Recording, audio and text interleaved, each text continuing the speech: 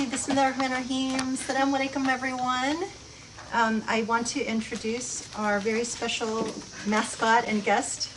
Henry is dressed for the occasion, Henri. I'm hoping that he will stay with me. You see his special tie? What's the occasion? Can you see on the camera? Yeah. Just another halakha. Just another halakha. He's dressed up for another halakha. Oh, you're not wearing your ears. I don't think they can see this. They can see. Can you see? Okay, hold on. This is our. Yeah, there we go. Hi. Say hi to the camera. Make sure. Oh, he's so good. He's Like I better be getting a lot of chicken for this. Yes, I will order the chicken for Henry tonight. Alhamdulillah.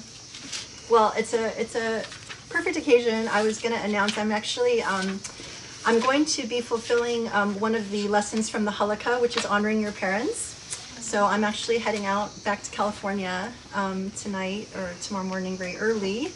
And so I will be missing everyone here for the next week or so. But we have a new MC, Master of Ceremony, Henri, and Henri's mom. So she will be sitting in for me while I'm gone. Need to have a little bit of female power to just, sit beside the sheikh to balance things out. So inshallah, pray for me. I hate traveling, so it's no fun. But this is kind of that time of year where everybody's kind of taking their turn to go home and visit family. And congratulations to Joe, who got married officially today. We miss him. But alhamdulillah, inshallah, may Allah bring us all back in one piece, safe and sound, so we can all be together again, inshallah. So anyway, I don't really have that much to say, except I think I just want to express my gratitude to people because a lot of, in my absence, a lot of people are stepping up and helping to just take care of a lot of the things, taking care of Sheikh and all of that. And it's exciting because we have so much stuff going on with Usuli. And it was interesting, like we actually, I want to again shout out to Ramin and, and Marwa, and because I think our social media has been incredible, like a lot of the pictures and quotes and all of that. And we're growing our audience on Instagram, which is nice. It's a bit of a challenge because the things that we do here are very intense and they require, people have patience and that they read and they, like these are long halakas, it's a lot to ask people. So it's a really good challenge to try and put things out on social media on that platform that can actually captivate people and catch their attention and make them, click and think about, and try to look into, well, who are these people? I continue to get a lot of really beautiful messages from people who are so grateful that they just found us. They just found the sheikh. They're so grateful. They're starting to consume the, halakas and the khutbahs and all of that. And so, I'm a lot of that is really just because social media is the way to reach people in our time. And, and for a organization like us and for what we do, it's a really, it's a good challenge marketing wise. So thank you. You guys are doing an amazing job. And one of the pictures that we recently shared, so we had our very first meeting to discuss the transcription, the publication of these Project Illumine halakas, which is just so exciting because we really are hoping that this is going to be, the legacy and the core of things moving forward. And, as we have been engaged in these halakas and, every single halakha, we learn so much about what's going on in our life, how to think about it, and I think, honestly, if you were here with us, you would see that the halakas that come to us are very intentional. It's like, I feel oftentimes God is sending us messages that directly relate to the things that we're doing, the things that we're working on. And so I just want to, point out what was fascinating is we had this very interesting and exciting meeting about the tafsir, and literally the next halakha was Dariyat, which emphasized the point about roles and how everyone has a very special role to play. And that, for a project like this, there's nothing that is, more true to the success. So, even whether it's like, the social media getting out or people having strengths with, publishing, transcriptions, editing, marketing, all the different aspects that come into publishing. It's going to be a really, intense project, and is going to require a lot of hands on deck. But inshallah, I really pray that we will succeed in this mission and in our cause and leaving this legacy behind, inshallah. And so the last thing that I think is really important is to, the thing that came out in that meeting is the really important role of the sheikh, even in terms of the timing of the publication. You know, we tried to set a timeline in terms of like when we would finish the transcription, and then, you know, having to move from raw transcription to editing to the really deep work of like citations and, you know, like getting a text to its final finished form before you can publish it. And a lot of that involves, obviously, you know, going back to the Arabic sources and trying to, you know, find things that are going to be important to include in this. And, you know, Sheikh's involvement will be critical if he's able to have that time. So in our estimation, if Sheikh is involved, which means if we can raise money to buy his time, that means a year to a year and a half difference in when that publication can come out. So it just underscores again, you know, the need for us to, you know, get support, because, you know, we can, if we do it on our own without, you know, Sheikh's direct involvement to really push things along, it's just going to take a lot longer. You know, there's just no two ways about that. So just to, you know, please do what you can to spread the word about what we're doing, how important it is. I know that it's getting out there. People are getting very excited. You know, the messages that I see are like, you know, the way that Dr. Fessel is presenting the Quran has completely changed my relationship with the Quran. You know, I mean, I get so many messages like that, or I see so many messages like that on social media. So it's really encouraging and heartening. And I know there are more people out there that, you know, will feel the same way if they can find us and if they can figure out what we're doing. And that, again, is quite the challenge. So, but please spread the word so, inshallah, you know, we can have, you know, some hope of raising funds to really buy the Sheikh's time, and we can really get this project out there. And if we can move forward on the tafsir, then inshallah we'll have a chance to go to the next project, which is the Surah, which is very exciting as well. Right, Henry? Okay, so anyway, thank you. I'm so excited again for another session today. And Henry is dressed and ready to go. Bismillah ar-Rahman ar-Rahim. Subhanallah al-Ali al-Azim walhamdulillahi rabbil alameen. Wassalatu wassalamu ala Muhammad wa ala alihi wa ashabihi wa tawaw bi ihsanin ila yawm al-din. Allahumma shrah li sadri wa yassir li amri wa hlul uqdatan min lisani yafqahu qawli.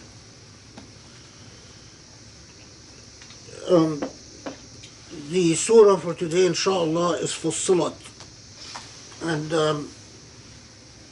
subhanallah that we have this surah today for the reasons that I will explain.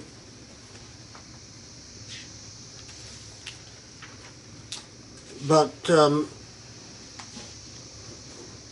you know, putting Fussilat in many ways is putting the dots where they belong. It's the defining of the milestones, the clear markers of a thing.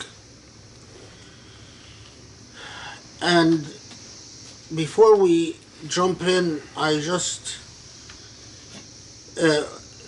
want to clarify, because it's after now I understand the progress made with the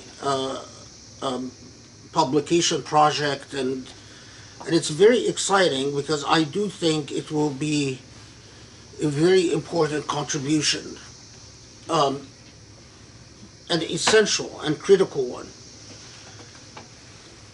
But I want to underscore what Grace said, because the difference between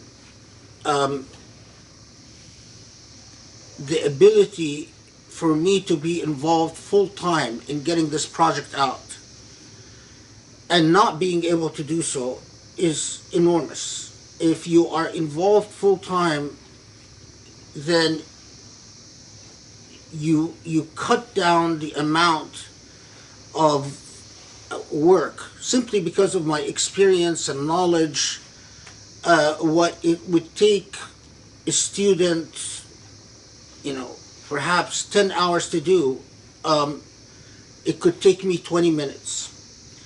And what might involve a year of hard work is something that I can accomplish in 2 weeks or a month. So the difference is enormous, but also the intellectual integrity of the project. If I am involved in every aspect, then I am making sure that the ideas are captured accurately and precisely. And I want to just be very frank about what is involved, because if I could retire today, I would. It's purely finances. It's purely an issue of whether you have enough income to pay your bills or not. And we are still at a stage where the vast majority of money for the Usuli Institute comes from us individually as a family. In other words, the most of the money that supports Usuli at this stage is still from my paycheck as a law professor, which, if you know academics, it's just maintaining a library, maintaining Usuli, maintaining your own life with a child who's about to enter college, and so on and so forth. But added to this is that I have to be honest with you, and this is something that my family knows. I don't feel that, Allahu Alam, it's all in Allah's hands, but for many different reasons, I don't feel that my time on this earth is very long. And so the amount of time that I have and how it's apportioned is rather a critical issue. At this stage, with what my heart tells me about how long I'm going to be on this earth, every minute I spend teaching the technicalities of law, something that some other person can do. Some other person can teach asylum law, or can teach international law, or can teach human trafficking. These are technicalities of law, technical law. There are many fully qualified people who can do this. But how many people can do the Quran project? So every minute that I spend teaching the technicalities of law, I honestly, all the time, I say astaghfirullah. All the time I am asking Allah for forgiveness. Because I wish that time could be spent where I am truly uniquely qualified. And that's the Quran project. And I think that's a challenge not just for me individually, but a challenge, or for my family, but a challenge to the entire ummah. Every ummah is challenged by how it takes care of its ulama, or what it does with its ulama. Whether it kills them, whether it imprisons them, whether it persecutes them, whether it supports them, whether it marginalizes them, whether it ignores them.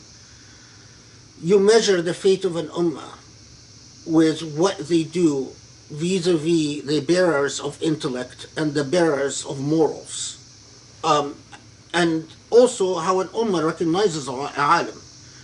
Because if an ummah embraces frauds, that's also on the ummah. Anyway, it's very clear that if I leave this world before the Quran project is published, I think the project will be delayed. And I can foresee all types of discussions and arguments that will arise after me. But if I am able to make sure that this project is completed and published while I'm still alive, I think it will make a big difference. I'm being very frank with anyone who's listening to this, so I can tell Allah subhanahu wa ta'ala when I meet Allah that I was very frank and I didn't hold anything back.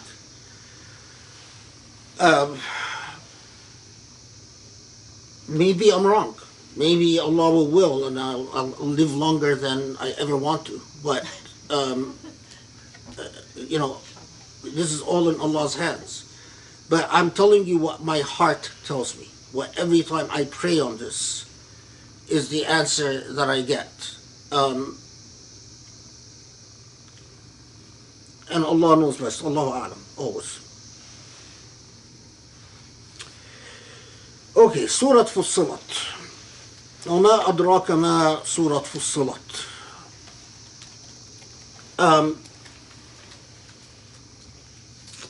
So much to say, and so I'll try to be extremely efficient.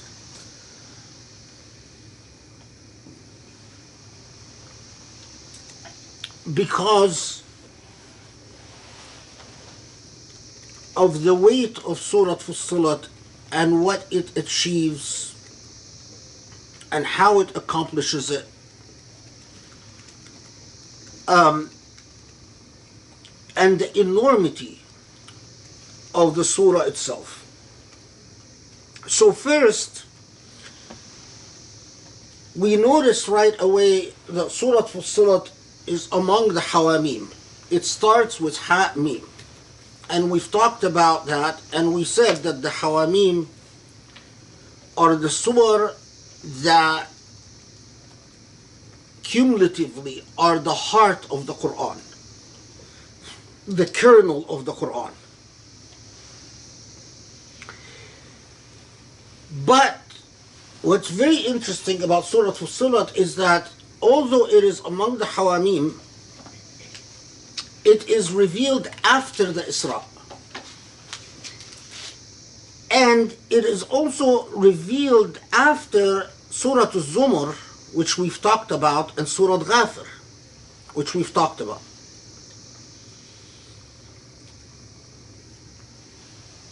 Critically, it is revealed before Surah Al-Shura, which inshallah its time will come.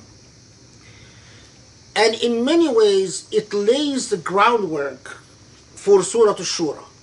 After Shura, we know that it is Fussilat, Shura, and then Zukhruf. We talked about the Zukhruf.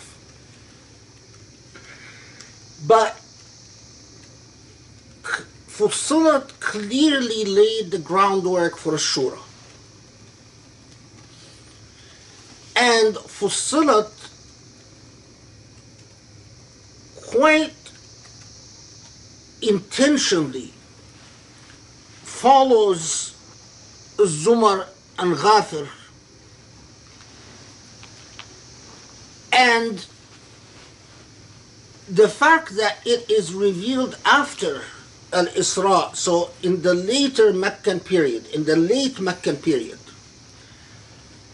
a period of intense persecution and a desperate search for solutions.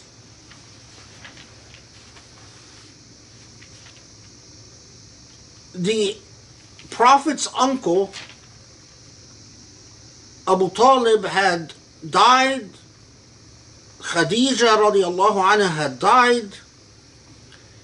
And as we know, there are a series of surah after the Isra, one after the other, that all deliver a heavy moral normative legacy. And the question is, how does Fussilat fit into this narrative, and why?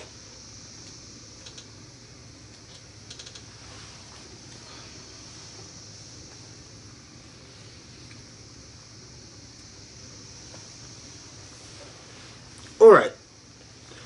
So, Ha Mim, and we've talked about these two letters in particular, and notice, just to jump ahead a little bit, Surah Shura is not going to start with Hamim. In fact, the beginning of Surah Shura is very particular And inshallah, when Allah wills that we talk about Surah Al-Shura, we'll address that. But it starts with a series of letters that are very different than Hamim. But Hamim, so it is among the Hawamim of the Quran, Tanzilun min ar-Rahman ar-Rahim. A message from Ar-Rahman Ar-Rahim, from the most merciful, the most compassionate.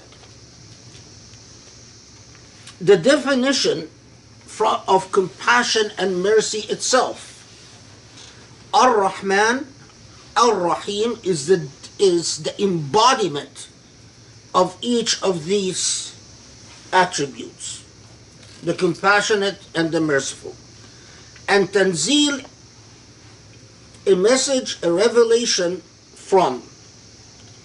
Then immediately it tells you, كتاب فصلت آياته قرآنا عربيا لقوم يعلمون. This is a book whose ayat, and whose ayat could be whose signs, whose narrative, whose exposition has been Fussilat. Fussilat is to expound, but to expound with clarity and precision. So when we say Fassal al-Thawb, you mean you stitched clothes, but because you are stitching is a very particular and precise process. If you do it wrong, then you have a problem. And so Fussilat, when you say Fassal al-Qawl, it means whatever this person said made it very clear and very precise. So when the Quran refers to itself and says Kitabun Fussilat Ayati, Fussilat Ayatuhu Qur'anan Arabiyan liqawmin ya'lamun. It's as if the Quran is telling you, pay attention, because here is a precise and clear message. And here is a message that Allah utilizes linguistics, and linguistics is an artifact that human beings use. Human beings employ language as a method of signing. You're sending out signs. Language is an aid. That it is an attempt to express intentionality using signs and symbols and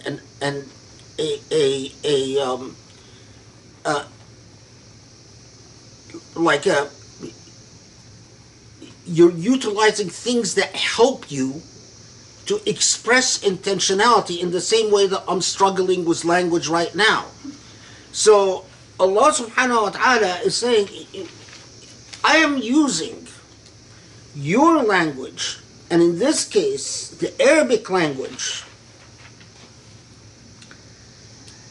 and I'm utilizing it clearly and intentionally and precisely.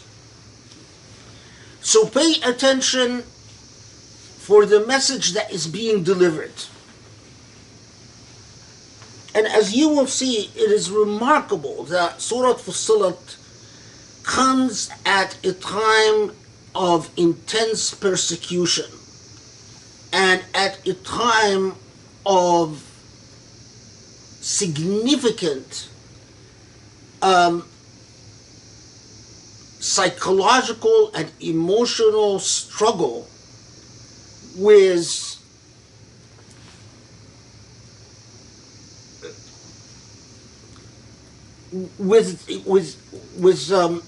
defeat of Muslims.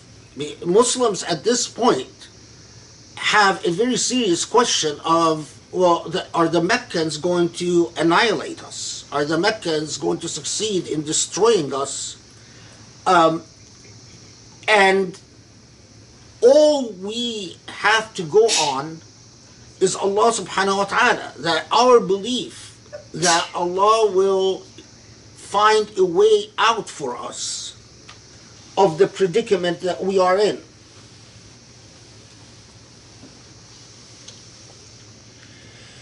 بشيرا ونذيرا فأعرض أكثرهم فهم لا يسمعون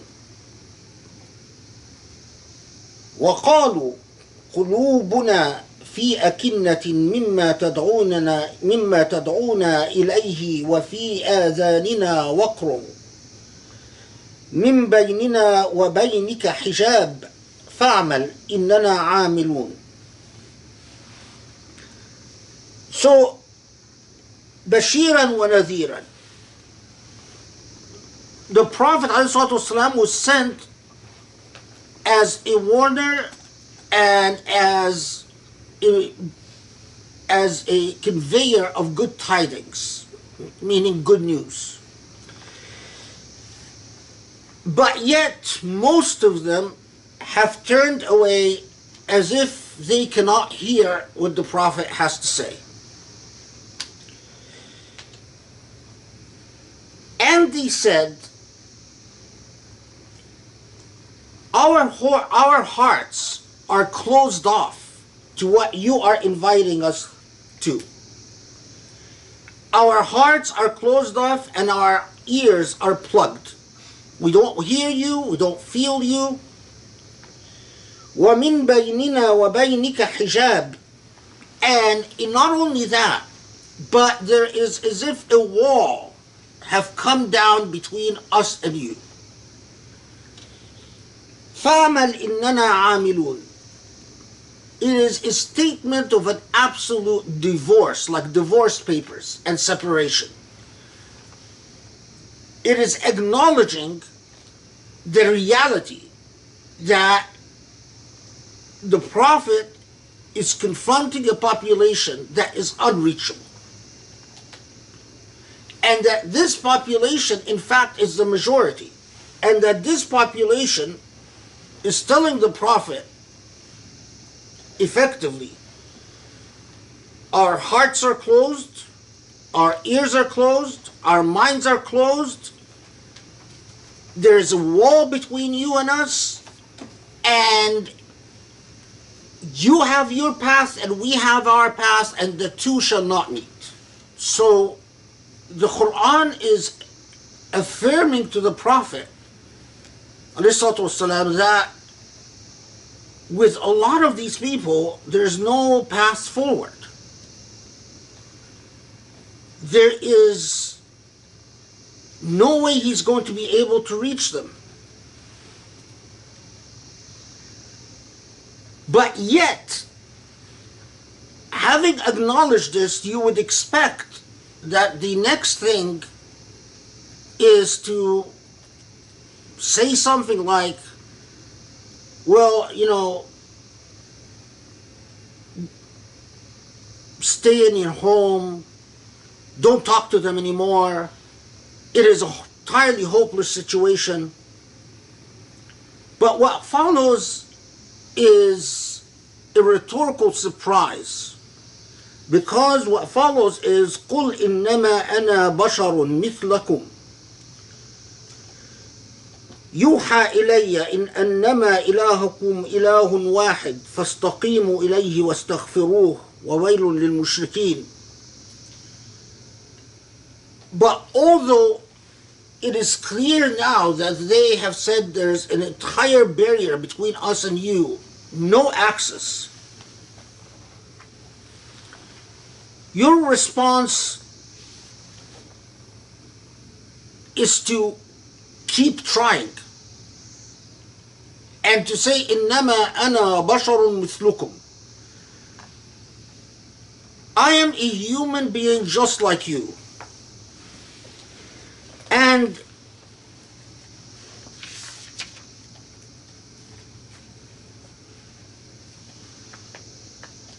as was pointed out in a number of tafsir, this relates to to narratives from the companions and the tabi'een that, and for instance, in the Tafsir al-Najmi by Ahmad ibn Umar, it says, فذلك يشير إلى أن البشر كلهم سواء متساوون في البشرية. That just by affirming that, even at that point, Allah is underscoring that all human beings are equal in humanity.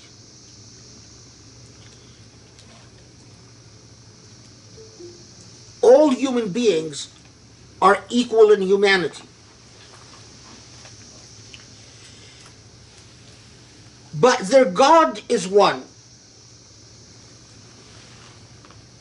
And yet again, called upon them, فَاسْتَقِيمُوا إِلَيْهِ وَاسْتَغْفِرُوهُ.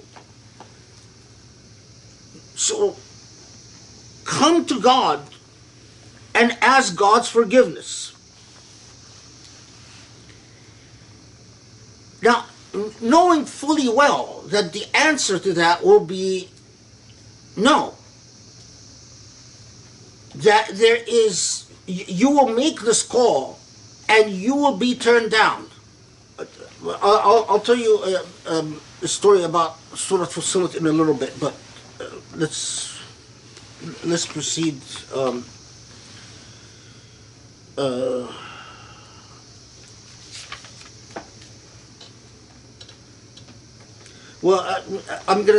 tell you the story now, and skipping ahead a little bit, but I think it helps in situating the surah. So, Surah Fussilat, as we said, comes late and at a time in which the majority of Meccans have intensified their persecution, and in fact, every time the Prophet ﷺ tries to go out near the Kaaba and preach, they have developed a system by which they drown out his speech with whistling and clapping and sometimes physical assault. So he's unable to be heard. So whatever he's going to say is not going to be heard. But yet, day after day after day after day, he still goes. And he still tries. And he's drowned out every single time with whistling and clapping and screaming and jeering and laughing. And it results, because several Muslims do the same, it results in repeated physical attacks. And depending on your status, if you're a slave, then you are tortured. If your family if your family confines you, then you're jailed. Some people are even killed. And then others, like Abu Bakr or like Omar, although they're not jailed and they are not confined, but they are repeatedly involved in this process where they keep trying to get the message, convey the message, at least publicly, and repeatedly they're prevented from reaching anyone. At this point, the folks in Mecca said, let's make one final attempt at, now that this man, Muhammad, has lost his uncle, has lost his wife, we boycotted Muslims for now a year. Many of them have left to Abyssinia. They're the persecution against him has intensified. So they're basically in a very powerless position. So let's get together and let's make Muhammad one final offer to try to get him to quit. So they choose Utbah bin Rabi'ah, and it makes sense that they choose Utbah bin Rabi'ah because Utbah bin Rabi'ah is a man known for his eloquence, and he's a very sophisticated poet. He speaks very eloquently. He's known as among the nobility of Mecca. So they tell Utbah, go talk to Muhammad and make him an offer.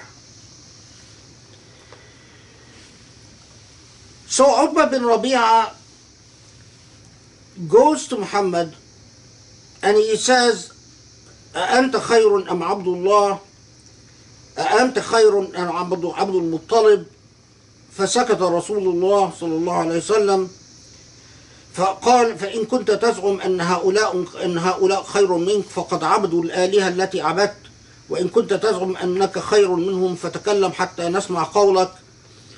أما والله ما رأينا سخلة قط أشأم على قومك منك. فرقت جماعتنا وشتت أمرنا وعبت ديننا وفضحتنا في العرب حتى لقد طار فيهم أن في قريش ساحرا وأن في قريش كاهنا، والله ما تنتظر إلا مثل صيحة الحبلى أن يقوم بعضنا إلى بعض بالسيوف. يا رجل إن كان إنما بك الحاجة جمعنا لك حتى تكون أغنى قريش رجلا، وإن كان إنما بك الباء فاختر أي نساء قريش شئت لنزوجك 10. So Utbah bin Rabi'ah goes and he starts out by telling the Prophet ﷺ, listen, are you claiming that you are better than such and such? Are you better than such and such? Are you saying that you are more rational, more sane, more ethical than such and such? Because if you are saying so, well, these people, if you're not saying so, well, these people worshipped what we worshipped. These people have followed the customs of Mecca until they died. Now, but if you're saying you are better than them, then please explain to us how you're better. These were honorable, good human beings. The Prophet ﷺ doesn't say anything. So he says, not only that, but you have caused Quraysh an endless headache.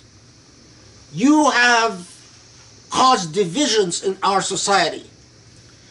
You have made it so that there is rancor and division within a single family and a single clan.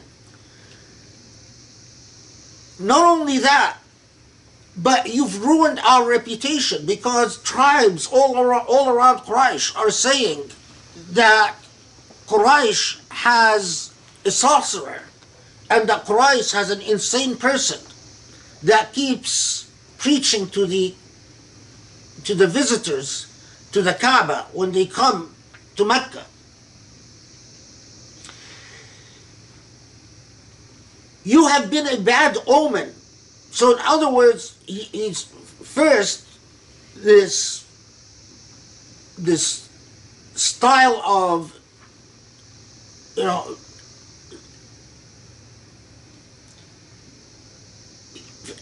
mentioning respectable human beings and people that the Prophet ﷺ cared about and loved, and saying, well, are you better than them?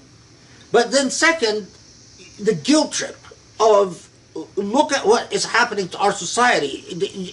Our society is, not only that, but our society is on the verge of raising swords, one against the other, the verse of infighting.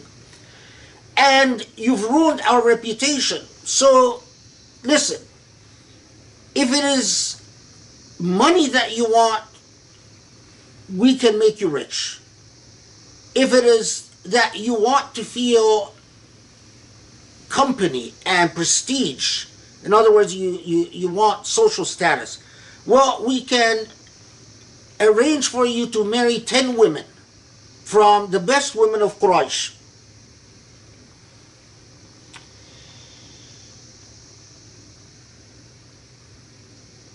And so he goes on with this narrative, and the Prophet ﷺ then says, looks at him and says, Faraght, are you done? Qala na'am. He says, yes, I'm done. So he doesn't say a word as Utbah is going through this whole thing, until he says, are you done? And then he says, yes, I'm done. So the Prophet ﷺ at this point starts reciting Surah Fussilat. So, حاميم تنزيل الكتاب تنزيل من الرحمن الرحيم كتاب فصلت آياته, so on and so forth, until he gets to the ayah فإن أعرضوا فقل أنذرتكم صاعقة مثل صاعقة عاد وثمود. So this is until he gets to ayah number 13. So if they turn away, tell them that your fate is a calamity like the calamity that fell Ad and Thamud. So this is like he listens until the Prophet ﷺ reaches this point. When the Prophet reaches this point, Utbah says, حسبك حسبك ما عندك غير هذا. In another narrative, the Utbah puts his hand on the Prophet's mouth and says, stop. In this version, Utbah says, wait, you don't have anything else to say but this? And the Prophet ﷺ says, no, I don't. So Utbah doesn't go back to Quraysh. And they are worried that after having wanted to talk to Muhammad that he's converted to Islam. So they find Utbah and they say, what happened? We're waiting for you to come back and report on your conversation with Muhammad. And he says, ما تركت شيئا أرى أنكم تكلمونه به إلا كلمته. There is nothing that you could tell this man that I didn't tell him. I've said everything that needs to be said. So they said, فهل أجابك? Did he answer you? So he said, Utbah responds by saying, ما فهمت شيئا مما قال غير أنه أنذركم صاعقة. I didn't understand anything from what he said, except that he said that a calamity is going to befall you. قالوا ويلك يكلمك الرجل بالعربية وما تدري ما قال.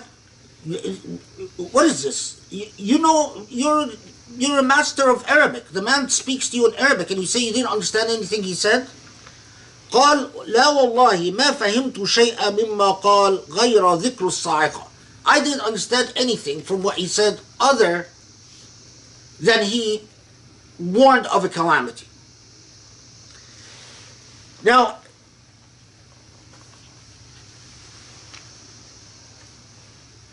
Surah Fussilat, coming at this point from a persecuted people, for non-Muslims, what they heard from Surah Fussilat was precisely that.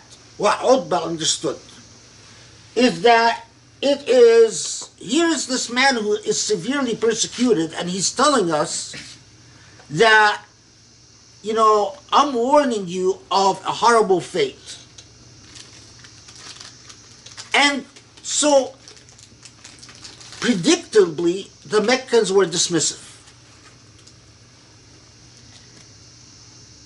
And, if anything, it intensified the persecution against Muslims.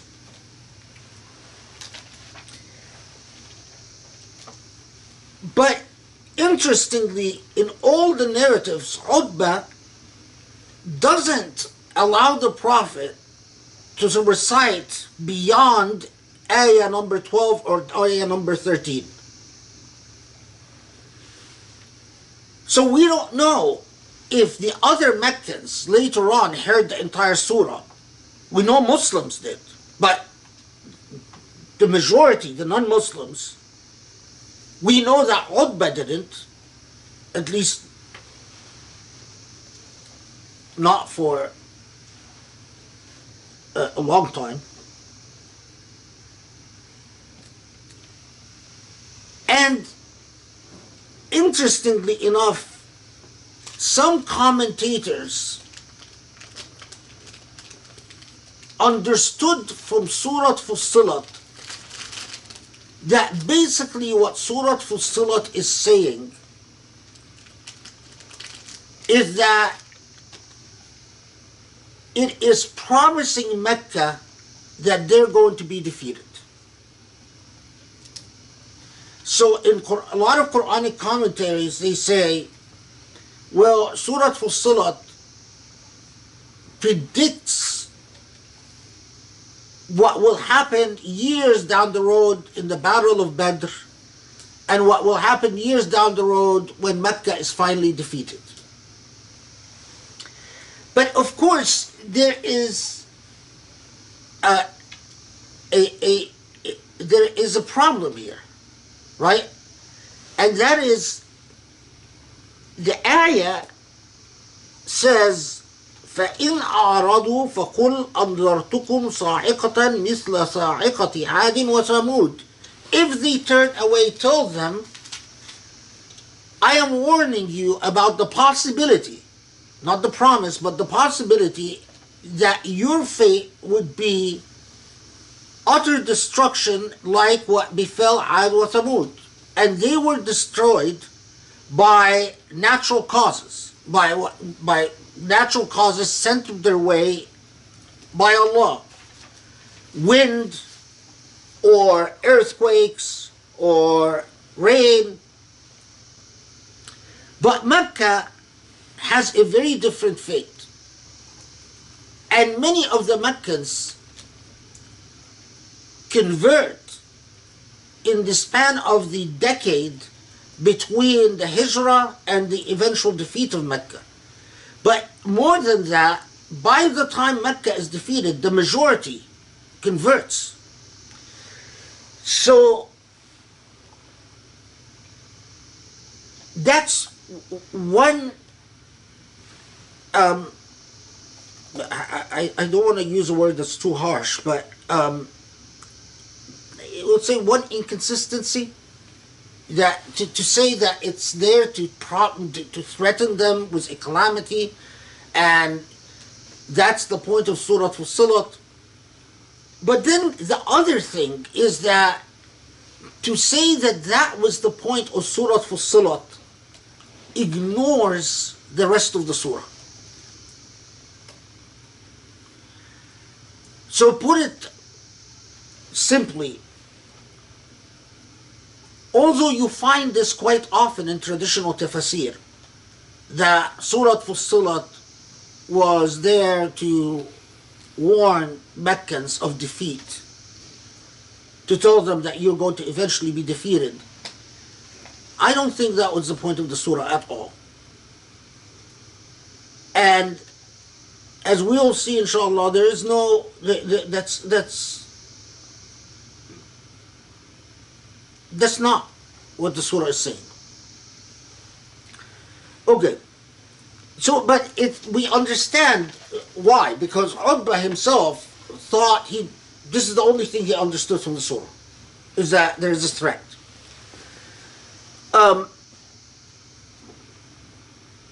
So let's go back then and unpack Surah Fussilat the way we're supposed to.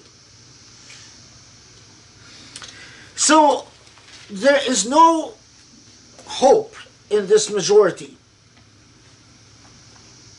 but yet you continue to call upon them to come to Allah and to seek forgiveness,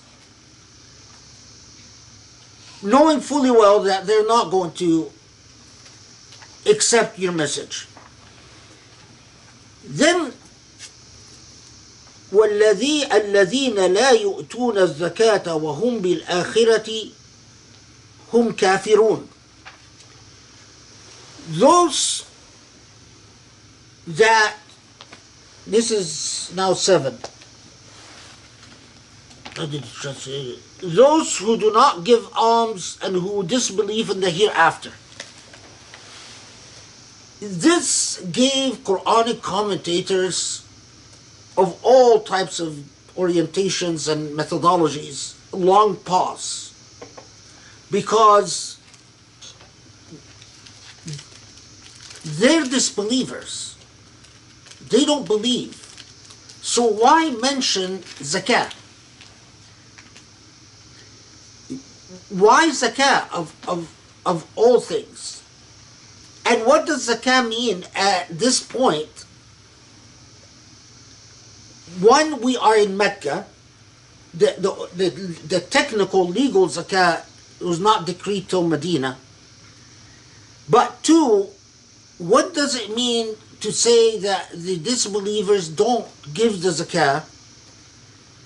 And three, why of all the sins zakah?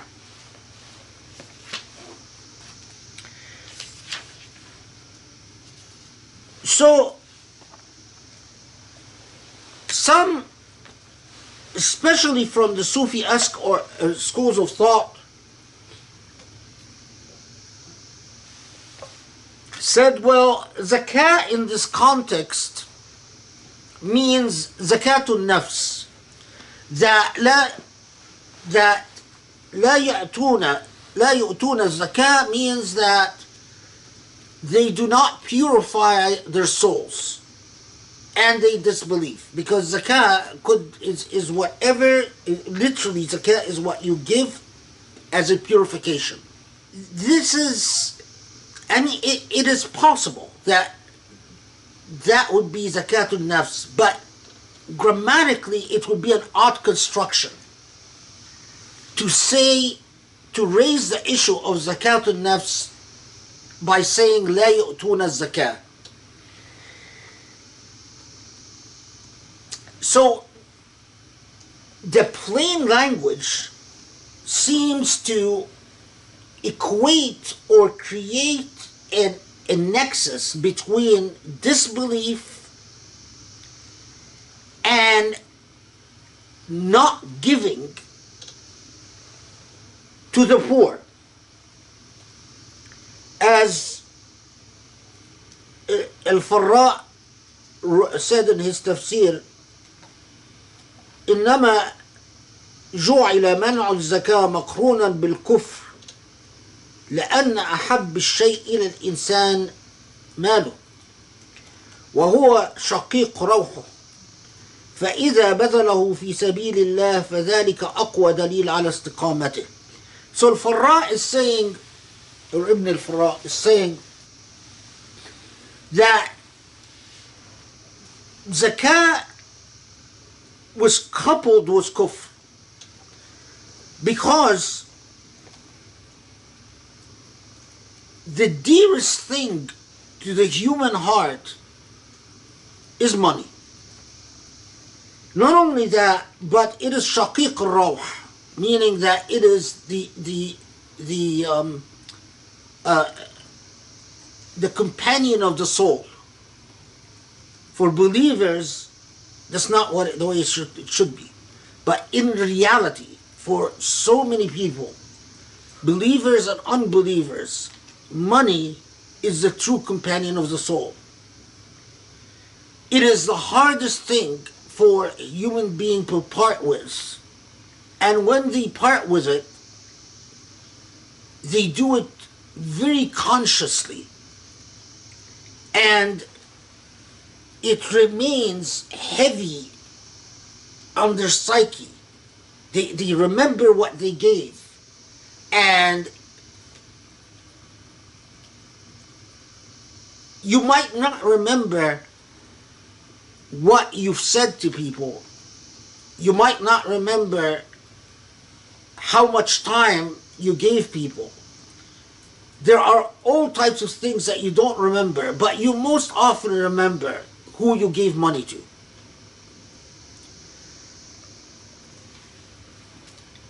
It is often the demon of the soul, as we'll see in the rest of the surah. So, لا يؤتون الزكاة in Surah Fussilat, at this point, it is a biting social critique of the nature of Mecca.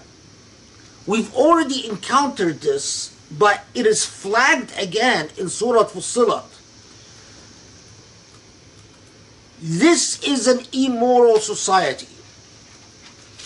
And it's an immoral society because the rich don't take care of the poor.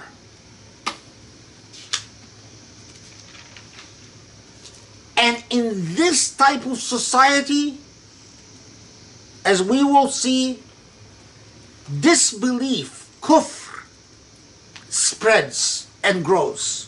And as we will see, it is even beyond this. The demonic becomes a part of the society. This will come in a little bit. Again, remember, if you know anything about the seerah, the thing that strikes you the most about Muslims when they go to Medina is what? Is that economic ethic of sharing. Some of the stories of sharing are even exaggerated. I mean, when we read what I think are just ridiculous stories about sharing, you know, offers to, I'll divorce my wife so you can marry her and things like that. But what abounds in the tradition are stories of where does this ethic come from? Muslims often forget that. Where did it come from? This is how we track it back to what educated these people to have the type of attitudes that they did. Okay.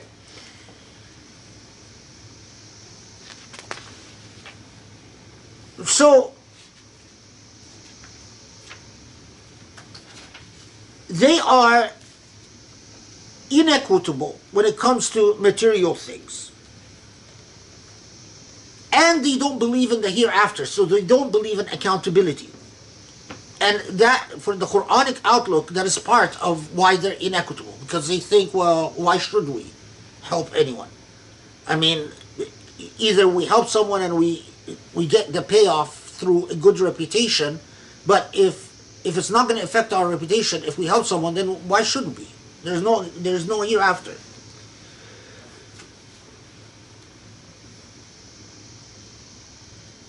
إن الذين آمنوا وعملوا الصالحات لهم أجر غير ممنون. So this is now those who believe in God and do good, their reward is continuous. غير ممنون, it means that غير منقطع, it doesn't stop.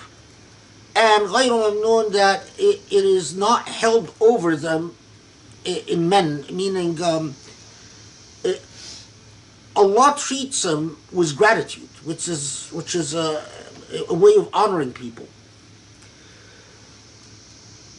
قل أئنكم تكفرون بالذي خلق الأرض في يومين وتجعلون له أندادا ذلك رب العالمين. And immediately the Quran moves from that to the irrationality of belief, of disbelief. It says, you do not believe in God who created this earth in 2 days. وَتَجْعَلُونَ لَهُ أَنْدَادًا. Andad means akufa, means you make, you associate with God equals.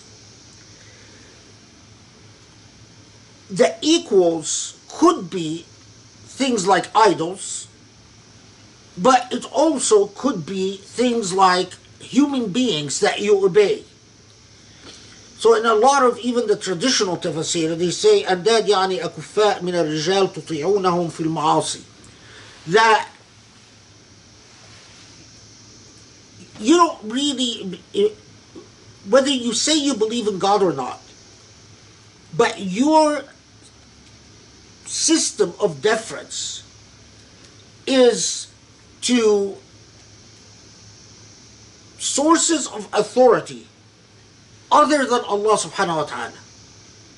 And those sources of authority, those akufa, those equals to Allah, are often other human beings that you defer to, you follow. Now, as again was pointed out by so many theologians, this issue of andad is a very serious one, because you could be a Muslim and a believer, but you could also تجعل لله أندادا, that in real life you really don't obey God. You obey your mother and father, you obey your friends, you obey this or that sheikh, you obey, you follow the flag of your country, whatever your biases are. But your relationship with Allah is not there. What is there is that you want the pleasure of someone. You want the pleasure of rulers in your country, you want the pleasure of your family, you want the pleasure of your friends, you want the pleasure of whatever it is. But your relationship with Allah is not existent. Al-andad lillah is a very big problem. And because we'll see the consequences of andad lillah.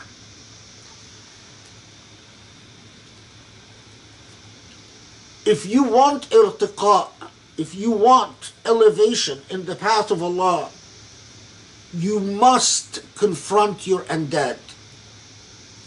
You must confront those that you effectively treat as the points of authority that often replace Allah's role altogether. And you must confront and cleanse. Irtiqa is not possible unless you do that. Elevation, I am telling you, the access to the path of Allah, often what blocks a human being's ability to develop a personal relationship with Allah is that they have andad. They have these, not shuraka, because shuraka is someone that you think of as a partner. And you say, well, there's no partner to God because no one shares in the creation. You know, no one has the same power of God. But andad are people that you are effectively deferring to as points of authority and persuasion other than God. Now, in the traditional tafsir and in the Sufi tafsir, you find a lot written about how God created this point about created the earth in 2 days.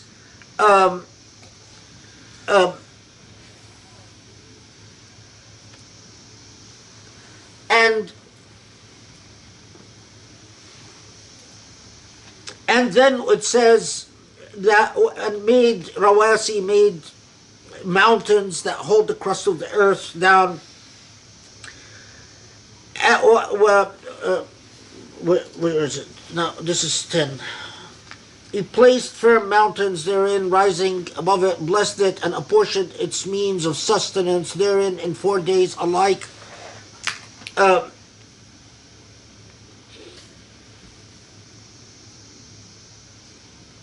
So, and the 2 days and 4 days equals 6 days, all of that stuff. And there are a lot of hadiths that were reported about it. None of it is reliable. Nearly every hadith on this is marfu', meaning that it was attributed to the Prophet, although there is a serious link missing. Let's put it that way. But anyway, I'm not going to pause at this, because to talk about days, you're talking about time. If you talk about days in the sense of 4 days, 6 days, whatever. But time is a product of the earth rotating, and how what Allah created between sun and moon. But beyond that, earthly time, you're talking about time and space outside the realm of the earth. So ayyam cannot have the meaning of days that we have in the earthly realm. Ayyam must have the other meaning for ayyam, and that is periods. Yawm is a period. It's not necessarily a day. So when Allah says, I've created it in 2 days, means 2 periods. Or 4 days means 4 periods. Now, how long is this period? Only Allah knows. Thousands of years. It's not earthly time. All we can know is Allah is saying there were periods in the development of the thing. So don't pay attention to any of the hadith that has been reported about this, because none of it is reliable. Also, in traditional tafsir, they tell you that Allah then decided the fate of things, meaning that Allah decided forever, within 2 days, in the heavens, who's going to be born, how long they live, who they're going to marry, when they're going to die. And I think that's speculation, and it's attributing to God what we don't know. We don't know that. When Allah says that Allah set the laws for the cosmos, but when does Allah decide who's going to be born and how long they're going to live? Only Allah knows that. And it's not for us to speculate upon things like that. I think it is just, it's acting beyond our authority. And it's conjecture about what we don't understand. And we have no basis for.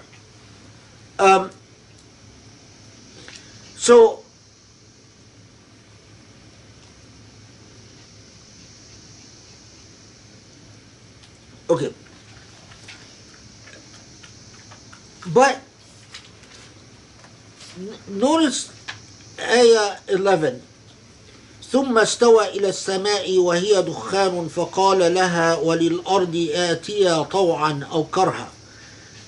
For those who write about the scientific miracles about the Quran, I know that they put a lot of emphasis on this ayah because of its reference to gases, dukhan, how gases come together to form the reality that we are aware of. And that Allah, but the expression that come willingly or unwillingly. And it is as Allah conveying to us as if this universe is alive, responding to Allah's will by saying, we will come willingly. As you get closer to Allah,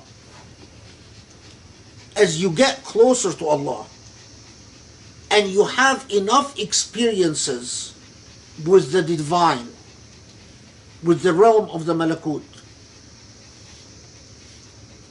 something clicks in your psyche where you finally understand the way that the cosmos is in fact alive.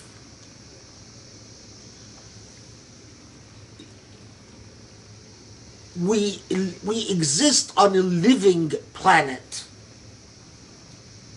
and within a living cosmos. And the most amazing thing is when it seeps in your heart and your soul, the extent to which this cosmos is in fact alive. But as you can imagine, these expressions, especially in the Sufi tradition, which I'm not emphasizing for many different reasons this time, but it plays a huge role in the Sufi imagination. And it's read allegorically, that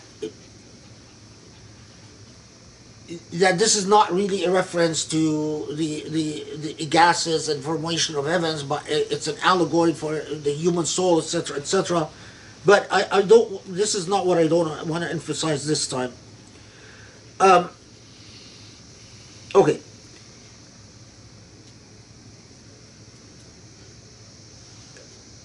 In 12, where Allah subhanahu wa ta'ala says, فَقَضَاهُنَّ سَبْعَ سَمَاوَاتٍ فِي يَوْمَيْنِ وَأَوْحَى فِي كُلِّ سَمَاءٍ أَمْرَهَا وَزَيَّنَّا السَّمَاءَ الدُّنْيَا بِمَصَابِيحَ وَحِفَظًا ذَلِكَ تَقْدِيرُ الْعَزِيزِ الْعَلِيمِ. Allah set the order of the cosmos.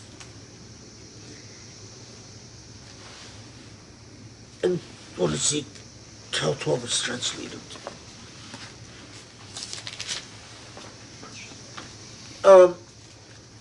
And we adorned the lowest heaven with lamps and a guard, وَحِفَظًا, and guards.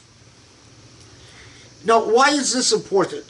Because, as we will see in another surah, I believe it's Surah As-Saffat, Allah subhanahu wa ta'ala emphasizes a principle that for us, perhaps it was our modern minds, it's taken for granted, but that beliefs that your fate is affected by the stars and what happens in the stars and the powers of the stars, which was very, very dominant at the time the Quran is being revealed. The Quran takes a position of saying the heavens don't affect you anymore. That belief has no basis anymore. If you believe that there are powers in the heavens, such as superpowers, the heavens is under lock and guard, or under absolute control of the divine. What affects you is the divine will and what you will for yourself. That's it. The paradigm shift that Islam introduces is very critical for Islam also being the final message, and the Quran being the final message. The end of the age of superstition which is underscored in the Quran in numerous ways. But that's the significance of that repeated reference in the Quran that the سماء الدنيا بمصابيح وحفظها, that yes, there are light, the light that comes from the stars help you navigate, but حفظها, that it's like it's all under Allah's control. Don't allow your imagination to think that there's anything up there in the heavens that affects you, like horoscope and etc.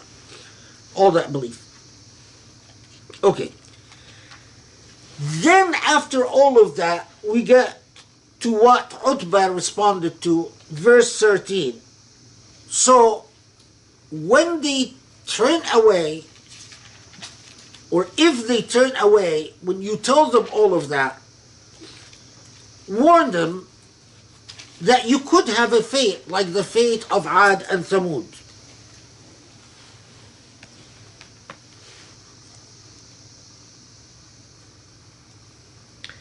Now, why Ad and Thamud in Surah Fussilat?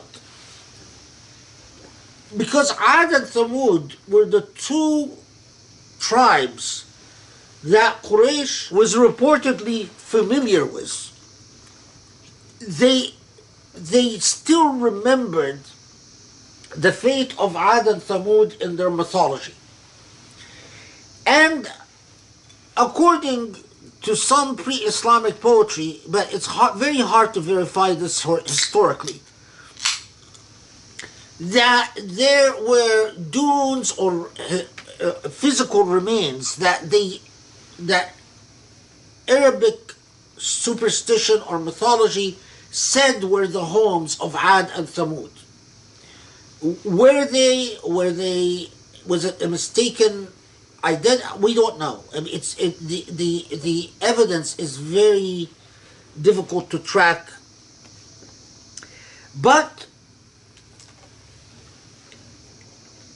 Ad and Thamud are the tribes of the prophets Hud and Salih.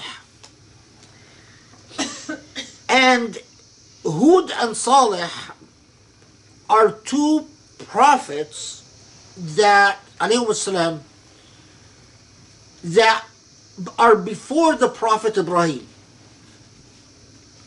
So according to many of the sources, you have Adam, and then you have a prophet called Sheesh, which we don't know much about at all. But after Sheesh, there's Idris, who's mentioned in the Quran, and again, we don't know much about Idris.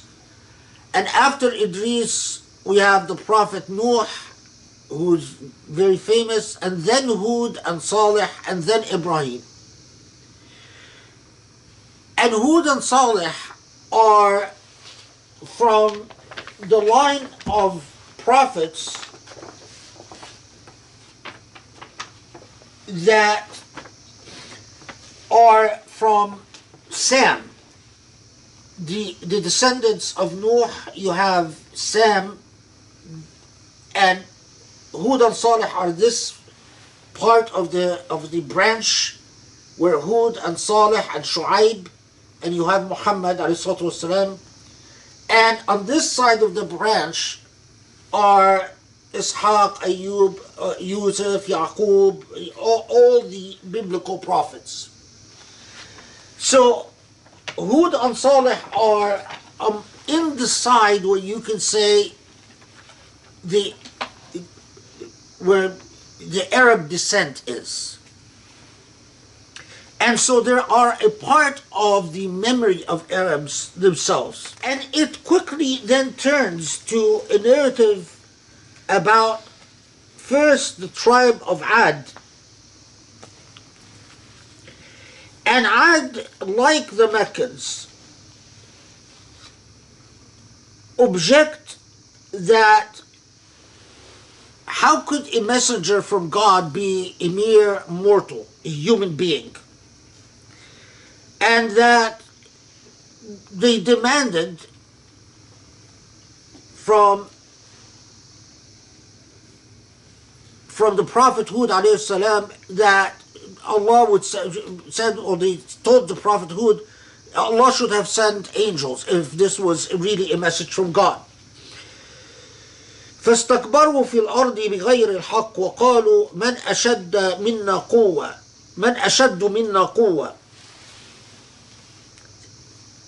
They arrogantly, were very arrogantly confident in their own power and their own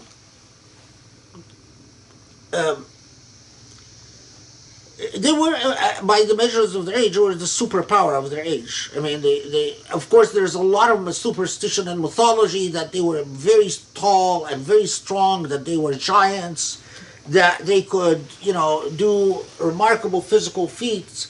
But if you read this with a more, empirical perspective, they were clearly a dominant tribe in that region that is Yemen, Arabia, and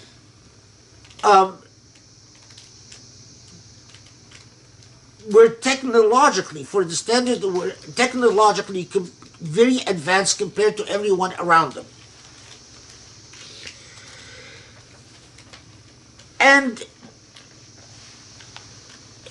Surah Fussilat tells you then, فَأَرْسَلْنَا عَلَيْهِمْ رِيحًا صَرْصَرًا فِي أَيَّامٍ نَحِسَاتٍ.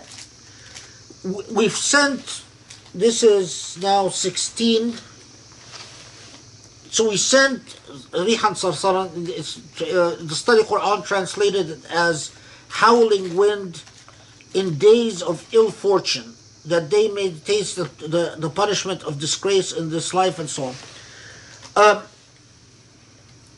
الريح الصرصر, الصر is a word, it describes, is cold. When you say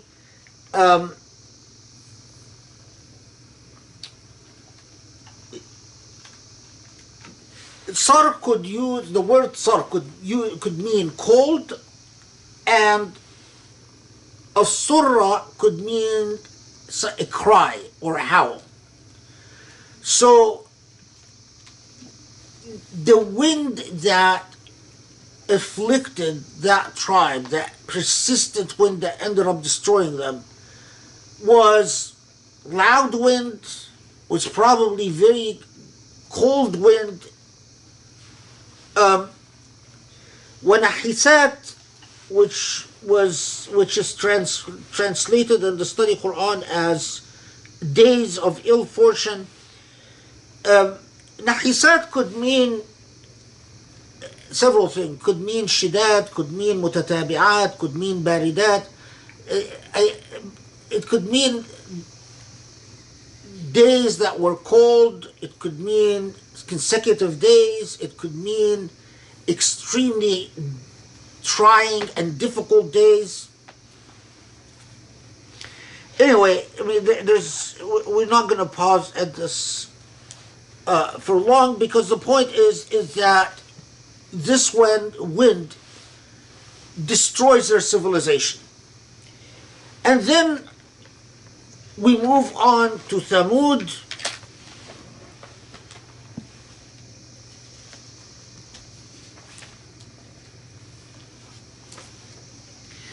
وأما ثمود فهديناهم فاستحبوا العمي فاستحبوا العمي على الهدى فأخذتهم صاعقة العذاب.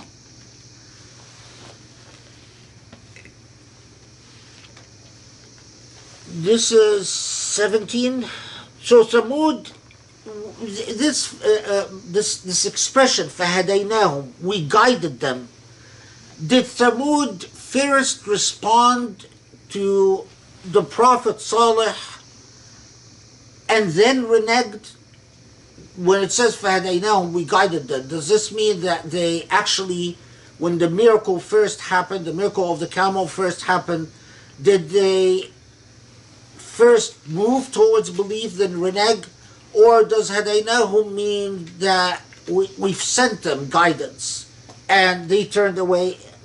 I mean, although you find that the tafsir, they go into long discussions about this, I don't think it's, unless I'm missing something, I don't think it's very, it's something we need to pause at. And they were destroyed by Istra'iqa, which is, how does it study Quran?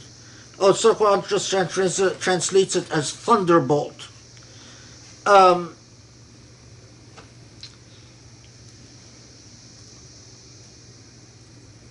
I mean, Sa'iqa could be, the problem with thunderbolt is we don't know what thunderbolt means. Right? Sa'iqa could be anything from an earthquake, a tsunami could be a sa'iqa, an earthquake could be a sa'iqa, a sudden storm like a huge tornado could be a sa'iqa. The point is, it was a very destructive event and a sudden event.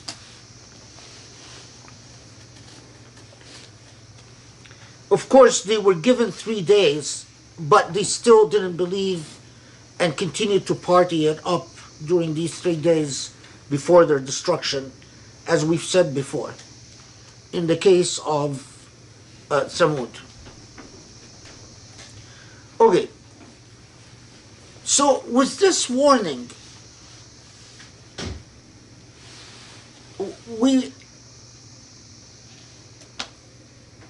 there is a promise. We've encountered this sort of structure before. A message, arrogance that comes from overconfidence in your own ability as a people, in your sense of security, and events that spell out destruction. The destruction could be in a form of a persistent event that sort of wears down your resistance, that tears you apart, or it could be in a sudden cataclysmic event, as in the case of Thamud. But this is not the fate that will befall Mecca. But we'll see in a second why Surah As-Saffat flags this in particular. Okay, so then Surah As-Saffat moves on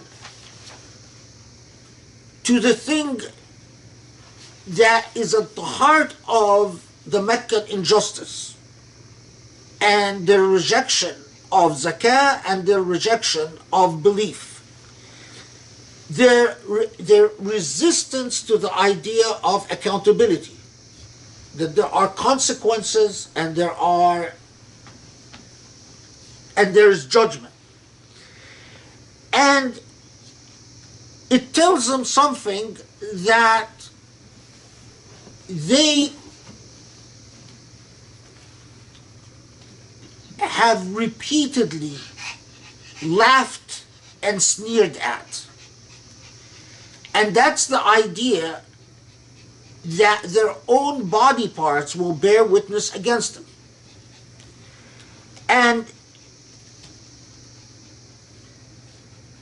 that their hearing and their eyesight and their skin will bear witness against them. In the traditional tafsir, they pause often at your skin bearing witness against you, and they say that in Old Arabic, the word skin could often be used to refer to your private parts. When you want to say someone's private part, you could just say their skin. So if you said, I saw their skin, you could actually be saying, I saw their private part. So in the traditional tafsir, they say, well, perhaps what Allah is saying is that their private parts will bear witness against them. Their eyesight, their hearing, and their private parts. And in most of the traditional tafsir, they say, well, if Allah can give anything the power of speech. In Sufi-esque tafsir, where they understand this allegorically, and it is a state of, and in the hereafter, where you finally, your defenses and all the excuses that you lived, you live your life surrounded by excuses, and layers of excuses upon layers of excuses, and so much so that you believe your own excuses. You end up actually not knowing what was a lie and what was a truth. You lose track. And in the hereafter, at that point, the one thing you are given is absolute transparency of insight. You see. Now all the pretenses, all the lies, everything has fallen apart. You no longer even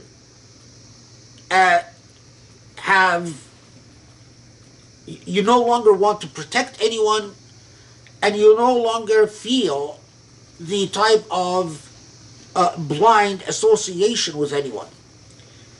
And at this point, that transparency includes recalling with perfect memory what your eyes did, what your ears did, what your tongue did, and what your body, your skin did.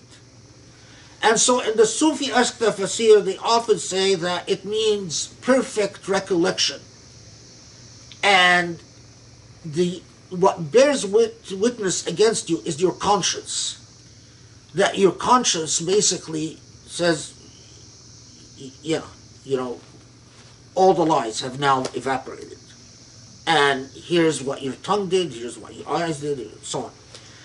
And we've talked about this before, that it is rather striking that in our age, we can imagine, with what modern technology has shown us, is that you can be shown effectively a projection of yourself. You can see yourself committing the sins that you've committed. And I personally, Allahu A'lam, Allah knows best, but my prayers have convinced me that this is in fact what this is referring to. That this is a very difficult thing, that in the hereafter you will actually witness yourself doing everything that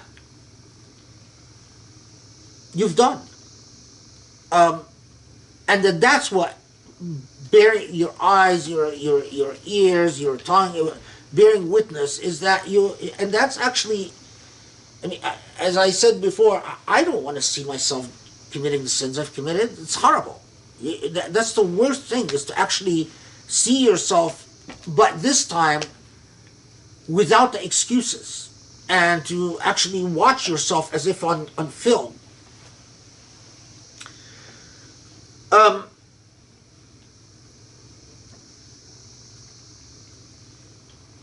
And of course, on 22, that biting commentary, that here it is, I'm presenting you with the truth of how you've lived your life, while you thought that it is impossible for accountability to be had, and for there to be a record of what you've done.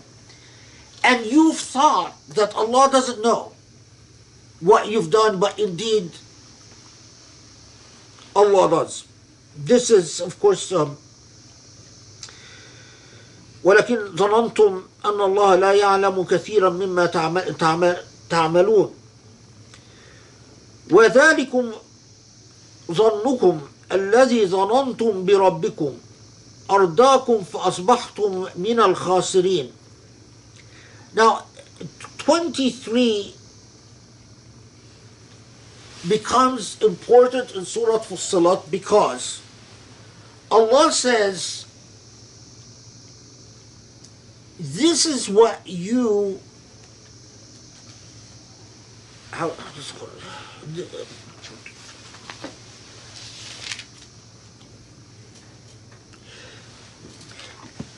every time I think that the study Quran is like going to have a word that I can't think of, but they always translate everything very plainly. So they translated as, this is what you thought about your Lord. ذلكم ظنكم. Yeah, I mean, okay.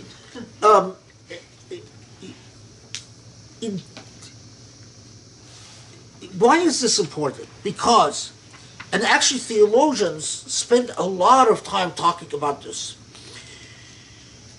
There is a hadith from the Prophet ﷺ says, أنا عند ظن عبدي بي.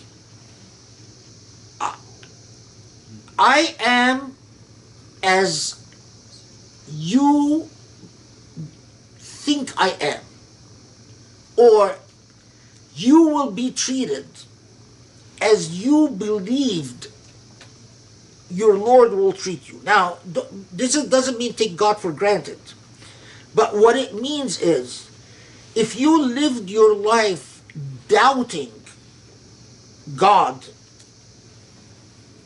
then you can't count on God in the hereafter.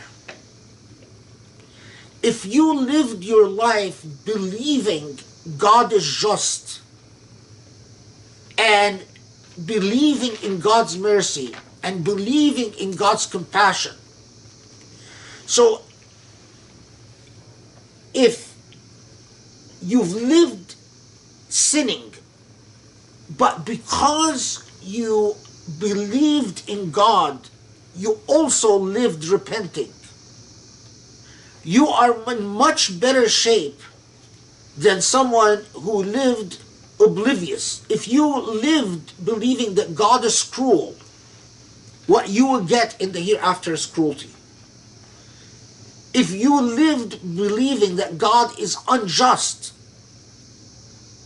well, God is incapable of justice. God will not commit injustice. But if you believe God is unjust, then your faith with God is not, for Sufis in particular, this concept becomes at the pulsating heart of Sufism. Your understanding of God is a direct nexus to your enlightenment. If you understand the that, the self, and the sifat, the attributes of God, and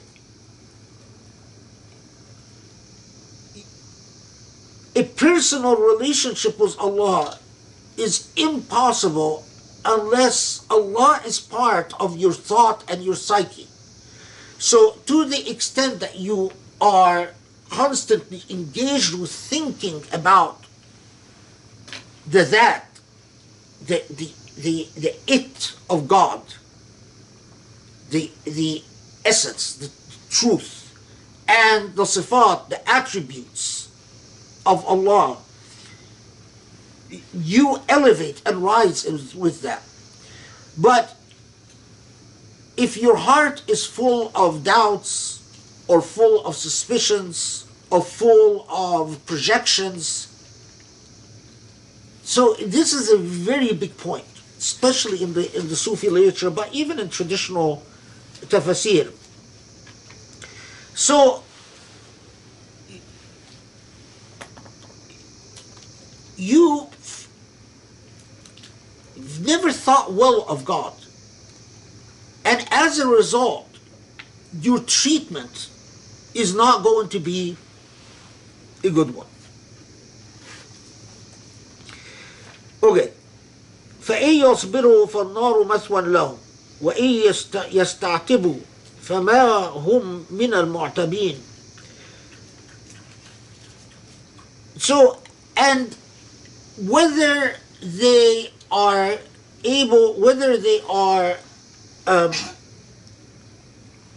patient or whether they beg and plead is not going to make a difference. الاستعتاب is طلب الرضا. When you ask for someone's forgiveness, that's isti'tab. It will not make a difference. Okay. So then we get to 25. وقيدنا لهم قرناء فزينوا لهم ما بين أيديهم وما خلفهم وحق عليهم القول في قد خلت من قبلهم من الجن والإنس إنهم كانوا خاسرين.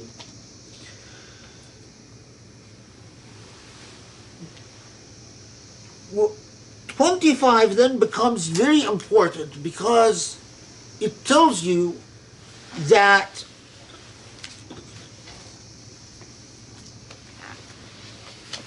Allah allows them then to be associated with companions. And in all the tafsir, traditional or Sufi, they'll tell you that the companions, that your worst companion is yourself. If the self is shaitan, if yourself becomes demonic, then you have the worst companion. Beyond the self is a demon, is a jinn, is an actual jinn demon. And the third is a human shaitan. So what Allah, by deviating, by drifting away from the divine, the self could become demonic. You could actually get a companion with a demonic jinn, and we've talked about how the jinn are attracted to demonic auras, like sharks are attracted to blood. And they sniff human beings. And the evil of the jinn, if you have an aura that is the aura of a liar, a cheater, an adulterer, a fornicator, all types of sins, they are attracted to you like bloodhounds, like sharks in water. And they find you and they attach themselves to you and they become your companions. You don't see them, but they're there. And the longer they accompany you, the harder it is for you to turn back.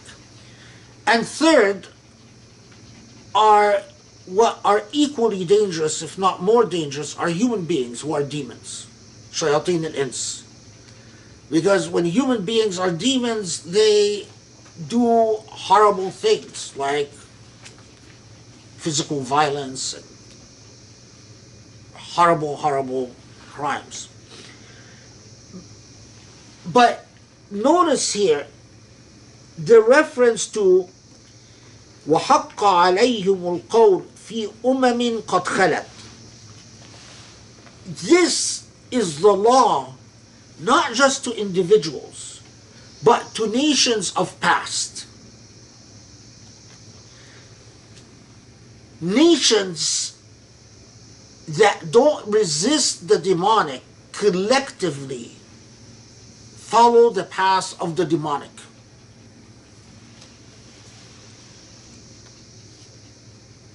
You know, I don't know if you've ever had that experience where you visit certain areas and you can literally feel the injustice in the air.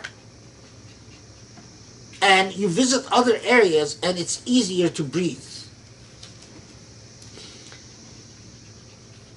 Because if you have a nation with individuals who are where there's a numbers game, where there are a lot of evil individuals, and these individuals have attracted a lot of the demonic to themselves, that nation. So keep this in mind as you think about the fate of Ad and Thamud, as nations that invited the demonic unto themselves.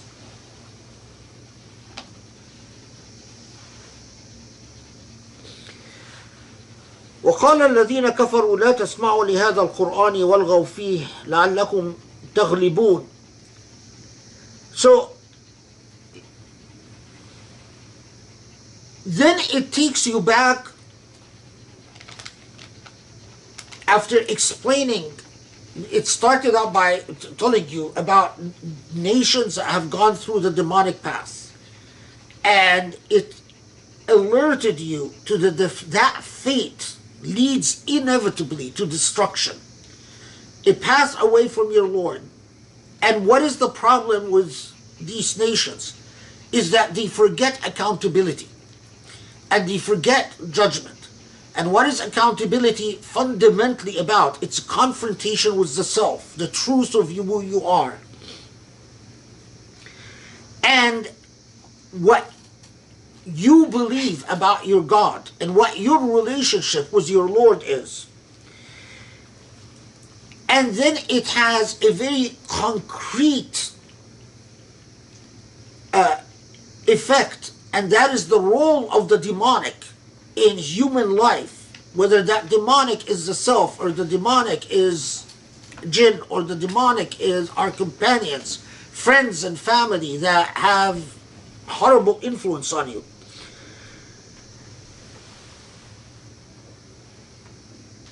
Then it takes you back with an implication that is talking about Mecca, but it's clearly talking about an attitude. What is the attitude? It all goes back to your relationship with this Quran.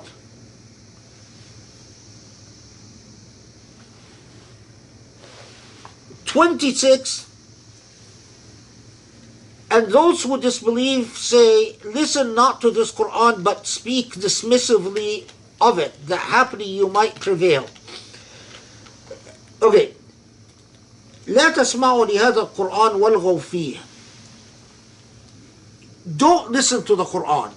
Ignore the Quran. والغوا فيه means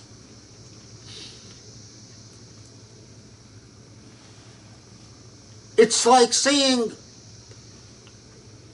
you could اللغو في الشيء is you could cover it up, you could ignore it, that's لغو. But a more precise way of saying it is an obfuscated, cause confusion about it. والغوا فيه is when you, to take a someone could be listening to all these halaqas, and they say, yes, okay, so yeah, the Quran says all these wonderful things, but how about the ayah that says you can beat women? That's obfuscating it, because you are, it's not a sincere attempt to understand the message of the Quran, of this Quran, or the project of this Quran, but it is obstructionism. And then it takes you to the sort of logical conclusion to those who effectively become Allah's enemies. A'da'illah. This is in 28. in that when the truth of accountability confronts them, they live their life failing to confront themselves and always blaming other than the self for their failures. They live their life pointing the finger at others. Their faults are not their faults. Their lies are not their lies. Their obfuscations are not their obfuscations. And what do they do in the hereafter? Exactly the same. This is in 29. When they confront the truth, they immediately look for who is to blame among the human beings that they have encountered and the jinn that they've encountered in life. And they cry out to God and say, put these people under our feet, meaning it's a symbolic, they're to blame for our plight, so let us take our frustrations out on them. But it's an interest. I mean, it's something not to be missed. That same attitude. You live an oblivious life because you're always pointing the finger at others for your failures, and in the hereafter, that's exactly what you do. You start looking for who's to blame for your predicament. Then it's going to move on to actually those who did things the right way. Allah subhanahu wa ta'ala told us about the qareen, the qurana. The qurana, those that Allah allows to become our associates, whether it's the self that is the qareen in a bad sense, or the jinn, or other human beings that are shayateen. But then the other side of it is in verse 30. إن الذين قالوا ربنا الله ثم استقاموا تنزل عليهم الملائكة ألا تخافوا ولا تحزنوا وابشروا بالجنة التي كنتم توعدون. You notice in 30, there are a couple of things that immediately catch your attention. قالوا ربنا الله ثم استقاموا. They said, they declared, they embraced, Allah is God, and wastaqamu. Now, wastaqamu, they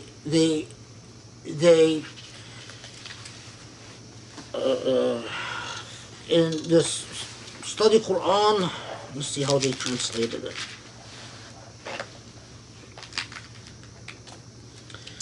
They translated it, they said, Lord is God, and then stand firm. Istaqamu, it is embracing a disciplined path. Values are called qiyam. Qiyam, why? Because they are the normativities, the norms that you embrace and you stand firm with these norms. And because you stand firm with these norms, these are values. They become qiyam. And as-sirat al-mustaqim, the path that you adhere to out of discipline. So you become a principled path. That's why we say in Fatiha, Ihdina as-sirat al-mustaqim, guide us towards the straight path, but in reality, it is guide us towards the disciplined path. The path where we live a purposeful, disciplined life. فقالوا ربنا الله ثم استقاموا. They translated their belief into a disciplined path. Now, there are many traditions that are around this verse. So Umar ibn al-Khattab said, when once he was asked about قالوا ربنا الله ثم استقاموا, so he said استقاموا بطاعة الله ولم يراوغوا روغان الثعلب, that you obey God and you don't يراوغوا is to play around, to sort of take the back road, the way that a fox does. So that you, in other words, that you commit to the path of God, and you do not wiggle out of it by all types of excuses, all types of confusions and obfuscations. There's another hadith where a man approaches the Prophet ﷺ and says, "Murni bi amrin fil Islam la as'alu anhu ahada." That tell me, give me advice about how to be a good Muslim, and advice that would guide me for the rest of my life. So the Prophet ﷺ said, قُلْ آمَنْتُ بِاللَّهِ ثُمَّ اسْتَقِمْ.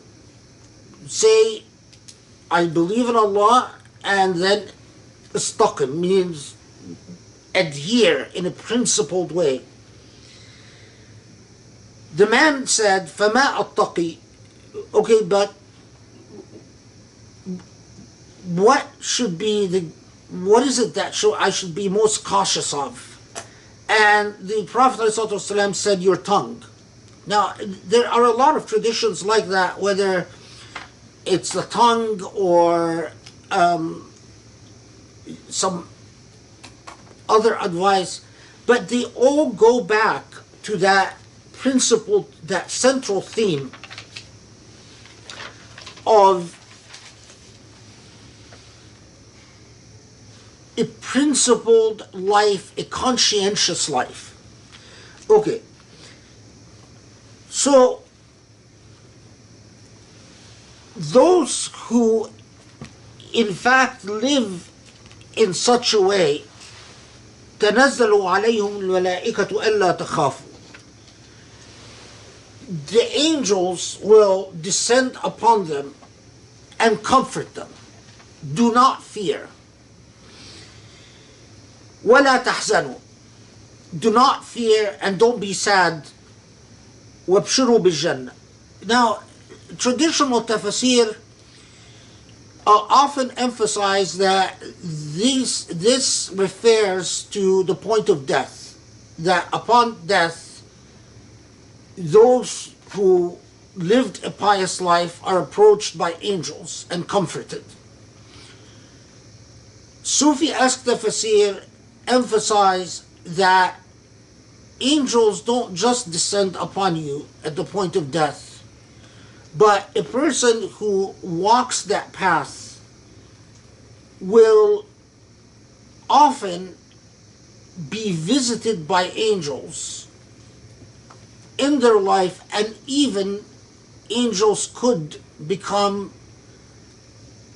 not a single angel becomes a companion, but that they develop a company with angels.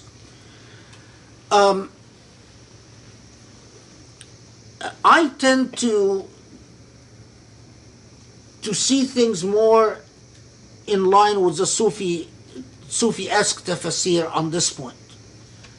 I do think angels are very much a part of our life.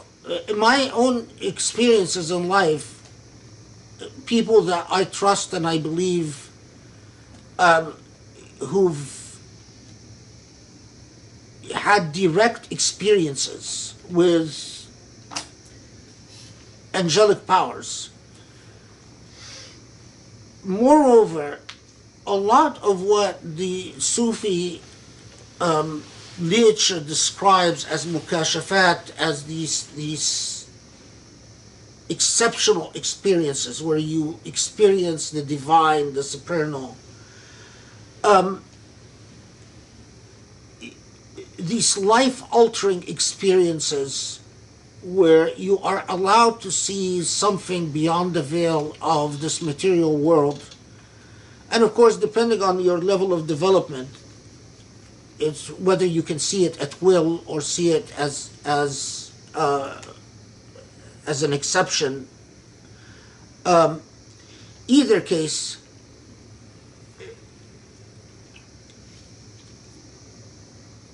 it is very difficult to deny the role of the angelic in a life of luminosity and purity.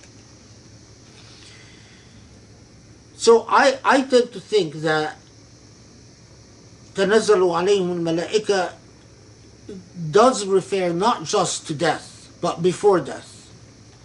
And that often, in numerous occasions,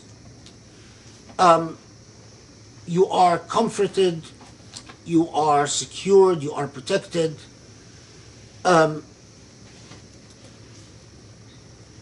it continues as long as it doesn't go to your pride, and as long as it doesn't inflate your ego, because nothing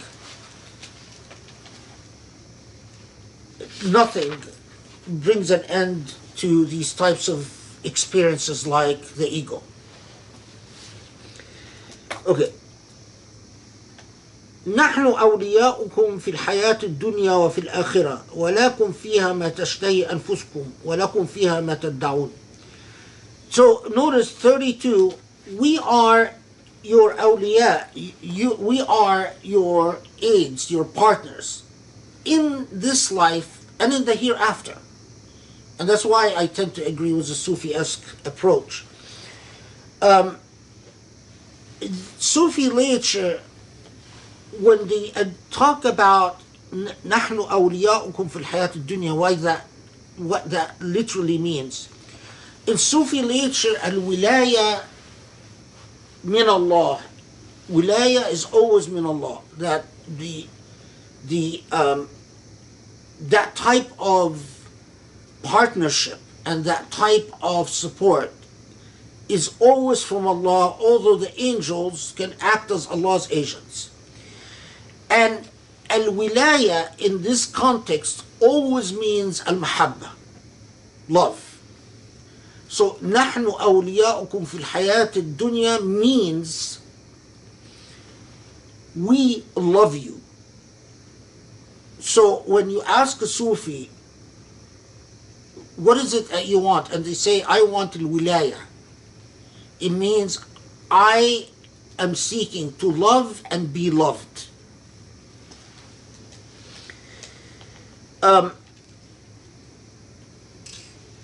And here, Surah Al-Safat is, Surah Fussilat is gearing up to its main point, as we will see. نُزُلًا مِنْ غَفُورٍ رَحِيمٍ. This is a remarkable ayah, as short as it is.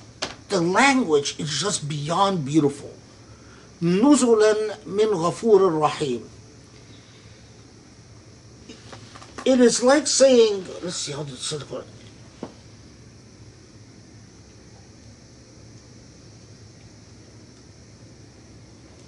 The study Quran translates it, a welcome from one forgiving, merciful.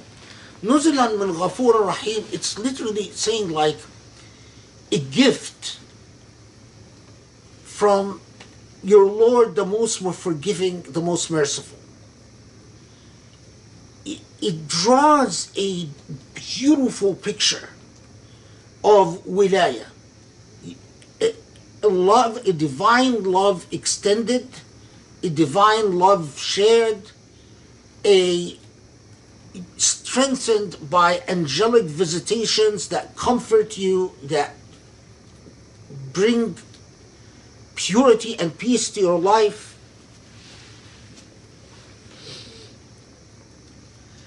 And then the penultimate statement, وَمَنْ أَحْسَنُ قَوْلًا مِمَّنْ دَعَا إِلَى اللَّهِ وَعَمِلَ صَالِحًا وَقَالَ إِنَّنِي مِنَ الْمُسْلِمِينَ.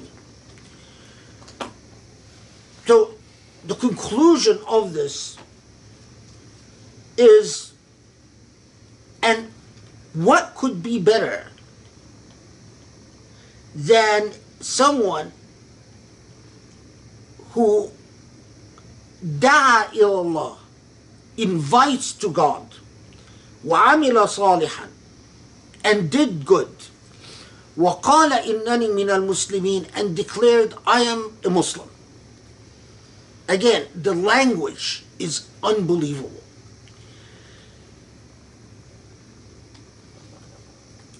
عَمِلَ صَالِحًا, notice the progression here. عَمِلَ صَالِحًا. First, دَعَا إِلَى اللَّهِ, which is premised on al-amal al-salih, which is premised on being a Muslim. Now, why does it say قَالَ and said إِنَّنِي مِنَ الْمُسْلِمِينَ? And here, commentators tell you that, well, it is the declaration that you declare it with pride and joy. So, what is the critical point here? If you're a Muslim, but you're one of those people who's constantly talking about how miserable it is to be a Muslim, you're out of that formula. If you're a Muslim, but you're constantly talking about how a bummer it is to be a Muslim, how hard it is to be a Muslim, how depressing it is to be a Muslim, how horrible it is to be a Muslim, you're out of this formula. You don't have wilayah, you don't have angels. To be a Muslim, you must carry your Islam with pride and joy, realizing it's a gift, it's a blessing. Only then is wilayah open to you, and the angelic visitations open to you. Then that translates into good deeds, but good deeds translates into da'a ilallah. Now you call to Allah, you invite to Allah. You invite to Allah through good deeds, by being a good example. So if you're a bad example, that's not a da'wah ilallah. Everything you do that translates into the attributes of divinity and calls people to Allah is da'a ilallah. So much so that there are traditions that Aisha said that this verse applies to Bilal and his adhan, because she was so impressed by the fact that Bilal beautifully did the adhan and said, that's da'a ilallah. Look at that. He constantly calls to Allah. But of course, it is well beyond that, because da'wah ilallah is through قَالَ إِنَّنِي مِنَ الْمُسْلِمِينَ, to carry your Islam with pride and joy, and عَمِلَ صَالِحًا, and to do good, and that translates into da'a ilallah. Okay, now Surah Fussilat comes to a point here where it's going to deliver to you a critical moral lesson that will reverberate throughout the Islamic tradition and throughout humanity. ولا تستوي الحسنة ولا السيئة ادفع بالتي هي أحسن فإذا الذي بينك وبينه عداوة كأنه ولي حميم. This is 31. وما يلقاها إلا الذين صبروا وما يلقاها إلا ذو حظ عظيم وإما ينزغنك من الشيطان نزغ فاستعذ بالله إنه هو السميع العليم. So first, you're a Muslim, know that good and evil are never the same. There is no such thing for a Muslim, well, I am doing evil because I suffered evil. There is no such thing. لا تستوي الحسنة ولا السيئة. Good and bad can never be parallels. So, what do you want, Allah? I want your response to evil to be good. But not only that, I want you to repel hardship and offense and hurt with what is good. If you do that,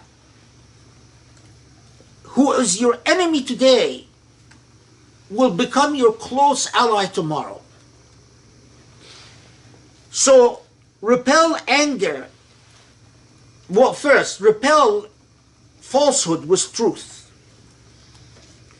Repel ignorance with enlightenment.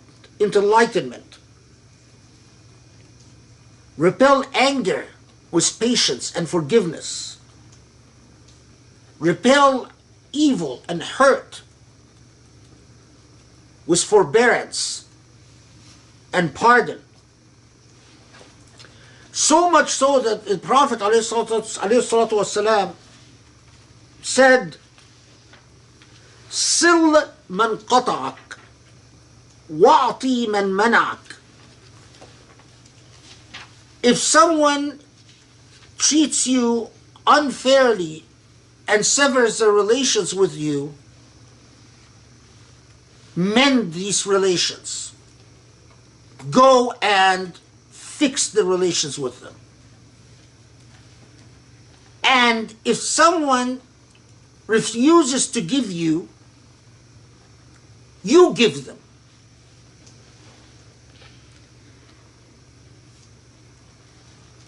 Sufi-esque literature took this to incredible heights. But even traditional literature, you find a lot written about this. But here's just some of the samples.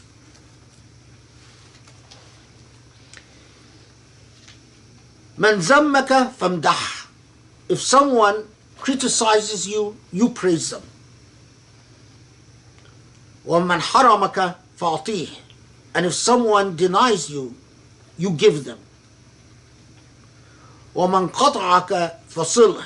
And if someone cuts the relationships with you, you extend them.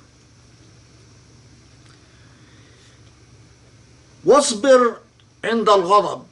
And your response to anger must be patience.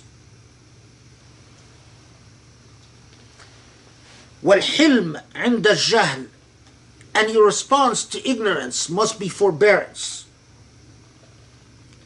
وَالْإِسَاءَ عِنْدَ الْعَفْوِ. And your response to an offense must be forgiveness. Now, this, no question, was not easy. So we even have a tradition, well, before I get to this, Anas ibn Malik has a very nice tradition about this. Anas ibn Malik said, a man cursed him out. A man went up to Anas and cussed him out. So he didn't respond. And they asked him, why didn't you answer the man? I mean, the man cussed you out in public, in front of us. And he said, well, إن كان صادقا غفر الله لي وإن كان كاذبا غفر الله له. If he was true, if what he said about me was truthful, then may Allah forgive me. And if it was untrue, then may Allah forgive him. It's amazing.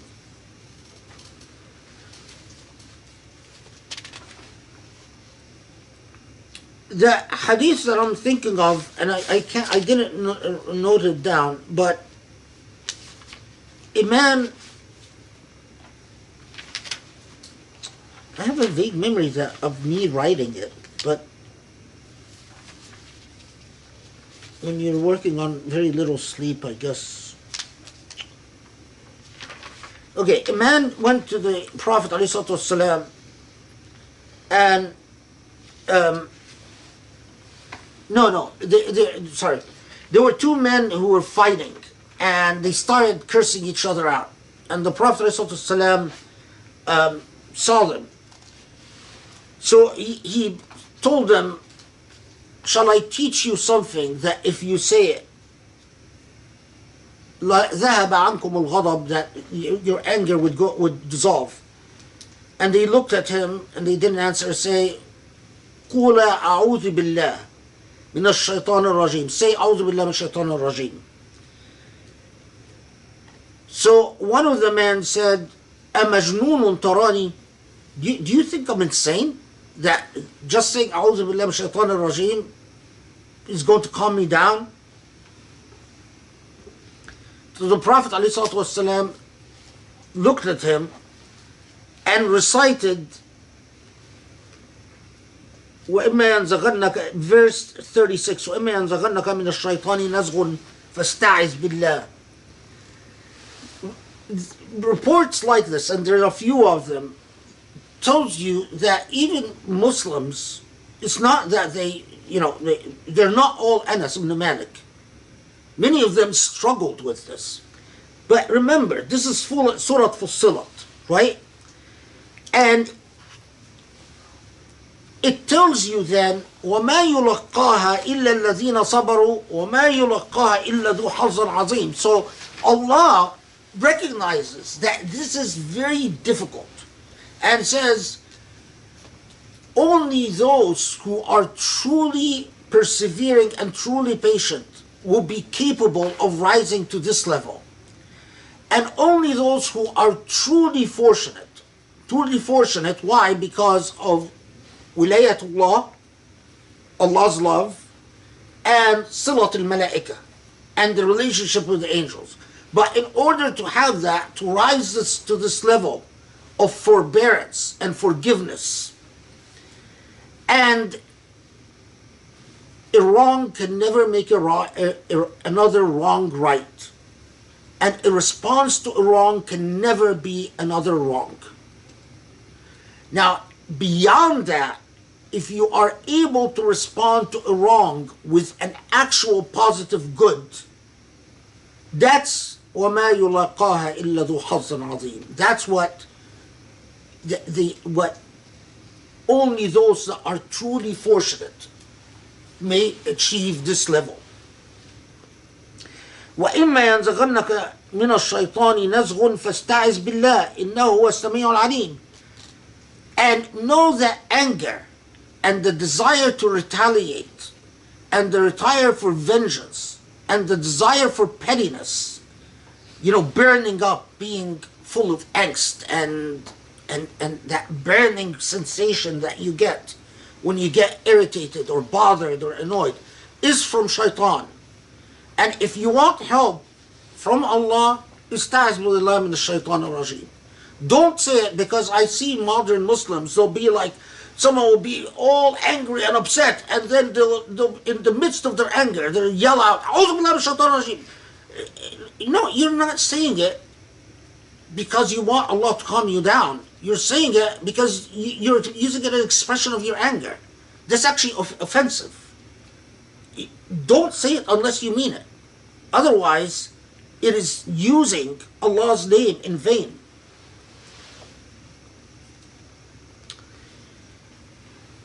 Now, pause for a second and think about this. Surah Fussilat comes when Muslims are at the height of persecution, and they are confronting rejection and absolute dejection.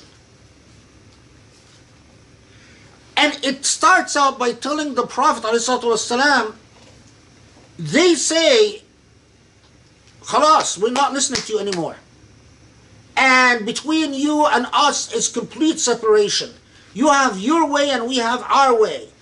And then it doesn't but continue inviting them. But they're not going to listen to you. But know that, those who don't listen, well, their past is horrible but after taking you through all of that, the moral lesson it gives you is, don't you dare allow the persecution, the evil that you are suffering, to make you confused about al-istiqamah. تقول ربنا الله ثم استقاموا, about living a principled moral life. And not only that, but not only can you not respond to evil with evil and wrong with wrong, but I am asking you to go beyond that and forgive them and be kind to them and be good to them. If you want Allah's love and you want Allah's support. How do you think this fell upon Muslims at that point?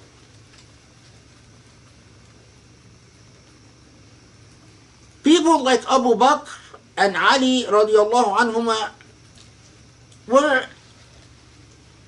understood the challenge, and they started talking to the Prophet ﷺ about, okay, so we are supposed to defend ourselves but not have anger in our hearts towards them, and our whole attitude towards them is love.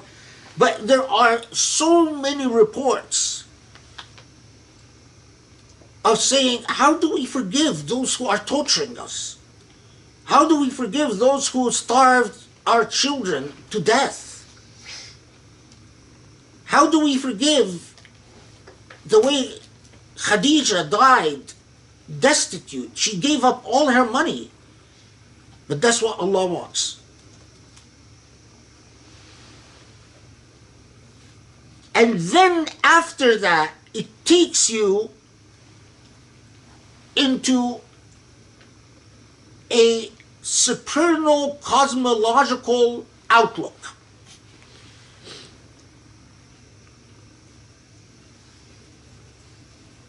So it says, and Allah is the one who created the sun and the moon, nature. It is completely irrational to prostrate, as if reminding you that the place where you exist, has an owner and has a master. And then underscoring to the Prophet ﷺ and to Muslims, remember that none of this is for Allah's benefit. فَإِنِ اسْتَكْبَرُوا فَالَّذِينَ عِنْدَ رَبِّكَ يُسَبِّحُونَ لَهُ بِاللَّيْلِ وَالنَّهَارِ وَهُمْ لَا يَسْأَمُونَ. And if the fact that they confront the da'wah with arrogance, remember that as far as Allah is concerned, Allah has those who supplicate Allah's throne. Allah doesn't need any of this. This is for you, for your own good.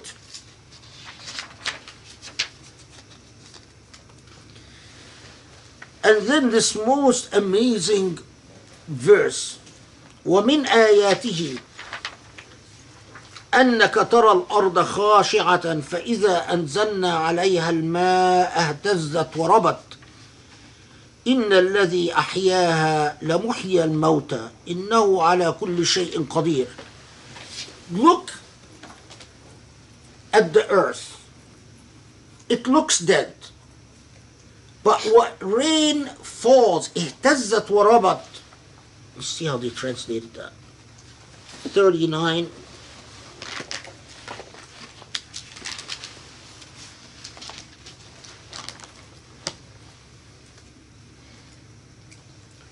It quivers and swells. Study Quran says when rain, when water is sent upon it, it quivers and swells. Yeah, I guess. So the image is amazing because it is at a microscopic level. If you fast forward the process of plants growing out of seeds, it's literally like the earth quivers and swells or shakes and swells and shakes.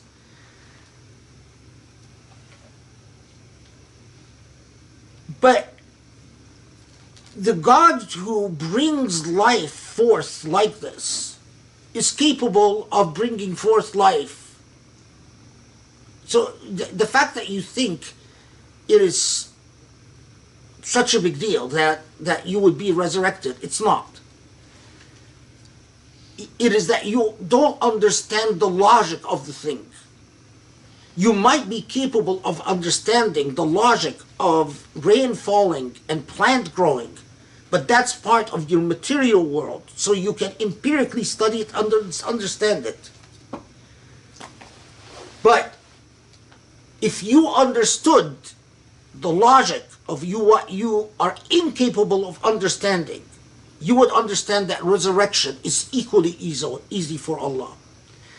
In Sufi-esque literature, this ayah becomes critical in the imagery of the growth of the soul when, as they say, they always say, إِذَا أُنزِلَ عَلَيْهَا خَمْرَةٌ مَحَبَّةٌ, the wine of love. هاجت وارتفعت وحيت بذكر الله. That when you long for your Lord, it's as if Allah extends the wine of love to you. And when you drink from the wine of love,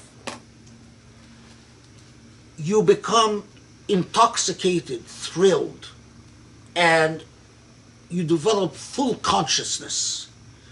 All your annoyances and your irritations and your anxieties vanish as you grow towards your Lord.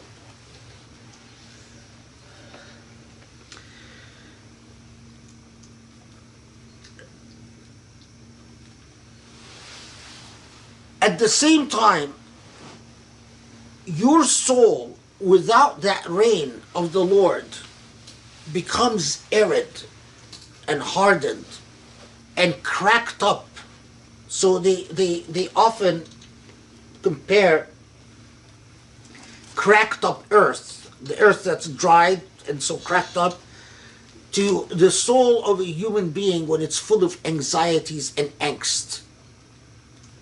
The absence of divine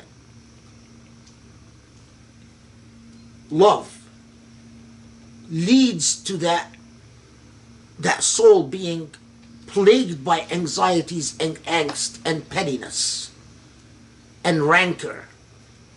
You know, you're jealous of this person, you're pissed off at this person, you're annoyed at this person, you're so on and so forth. These are all often symptoms of an ailment, of a disease that needs medicine. Oh, I forgot. Before, لا تسجدوا للشمس والقمر. Allah created the sun and the moon, so don't prostrate to the sun of the moon. The importance of saying this here is because of the concept of khudu'.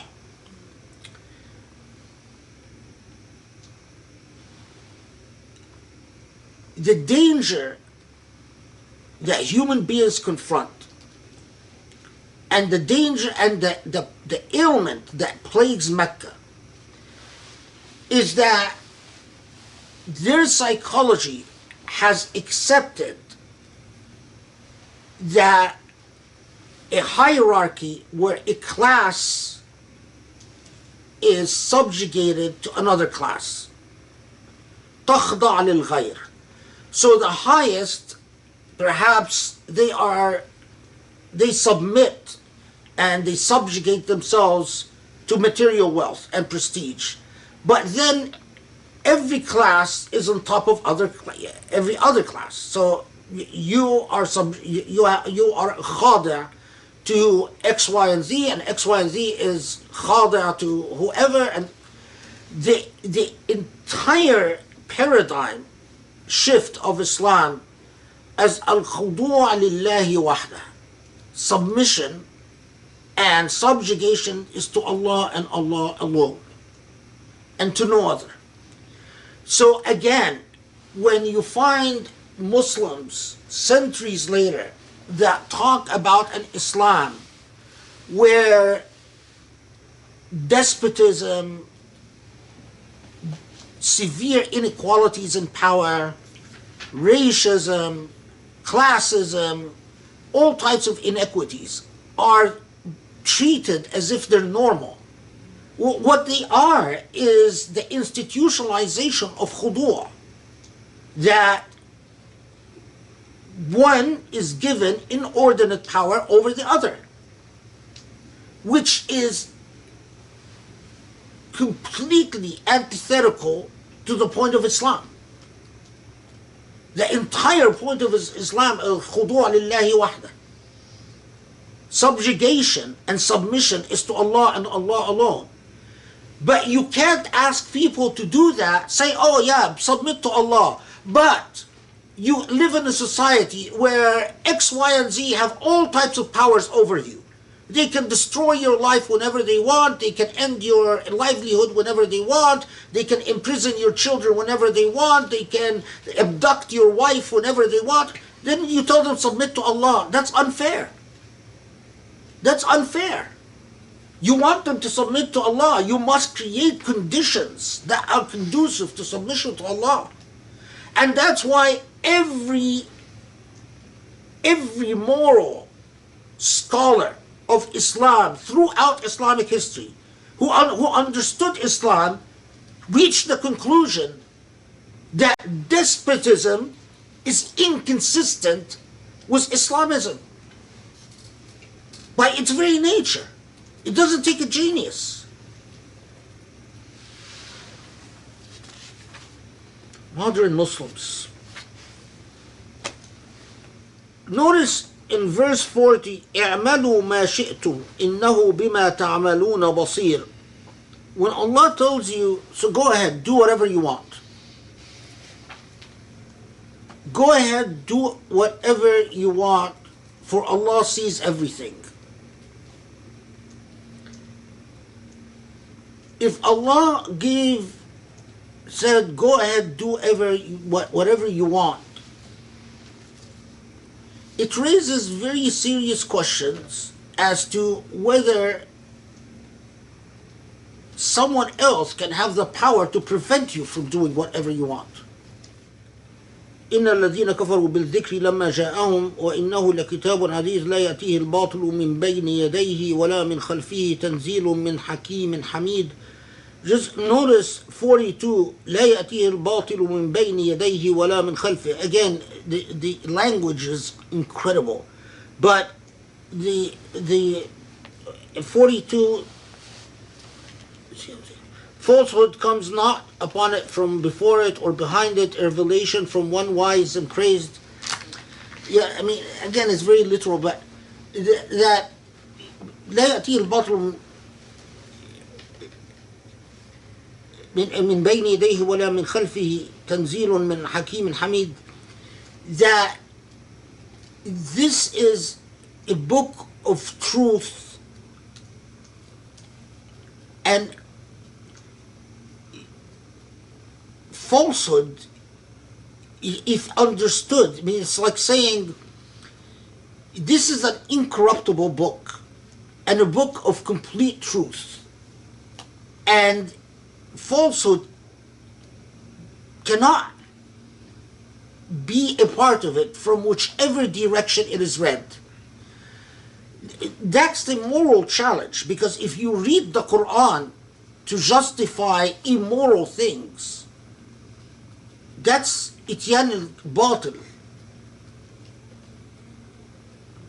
That's like sneaking falsehood into the book from behind it, or from what under it, or from on top of it, or whatever.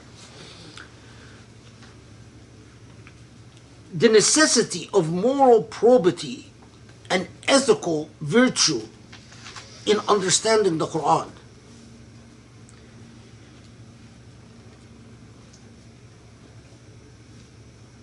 Okay. So then,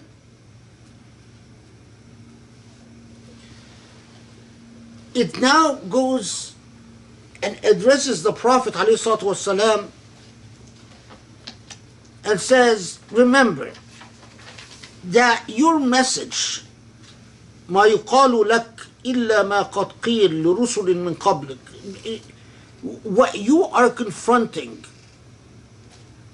the opposition that you confront, is what happened with numerous prophets before.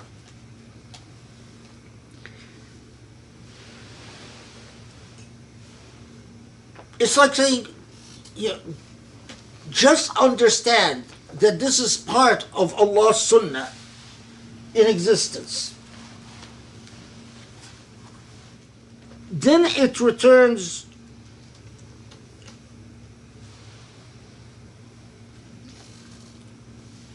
the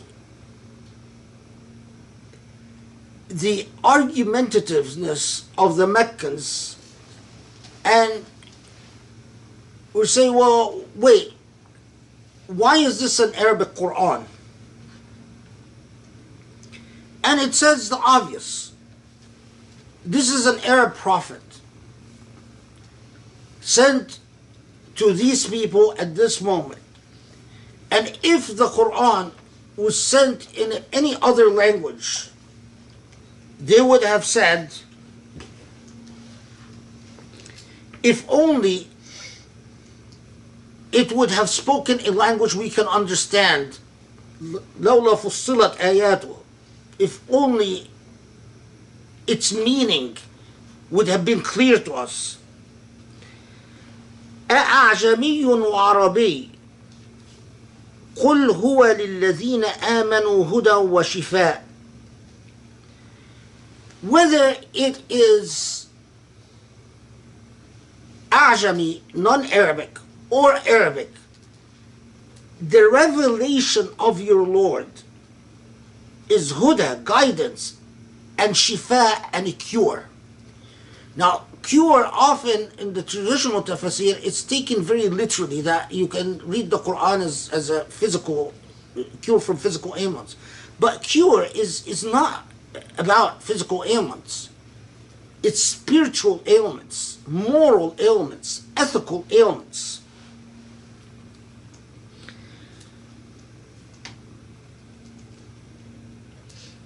And those that refuse to believe, it is as if you are talking to them from a far away land, meaning you are talking, yes, it is in Arabic, yes, it is in their language, but they are incapable of understanding.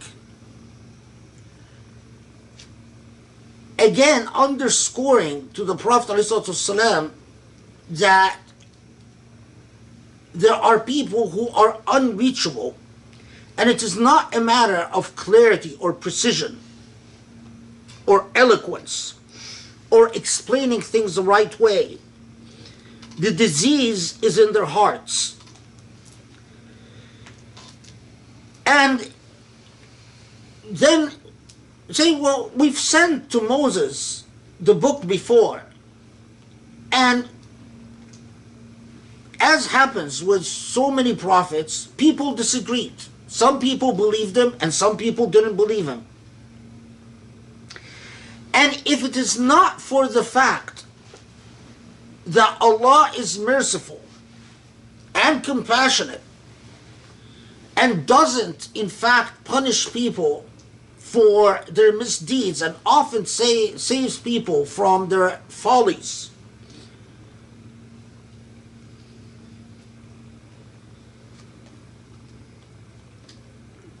things would have ended a long time ago.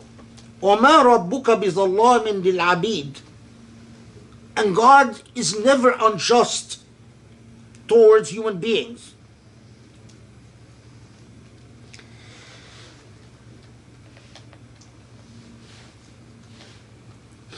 Then, after a quick reference, again to reminding you of the abilities of Allah, or the omnipotence of Allah, that Allah knows everything. You exist in Allah's full gaze and full sight.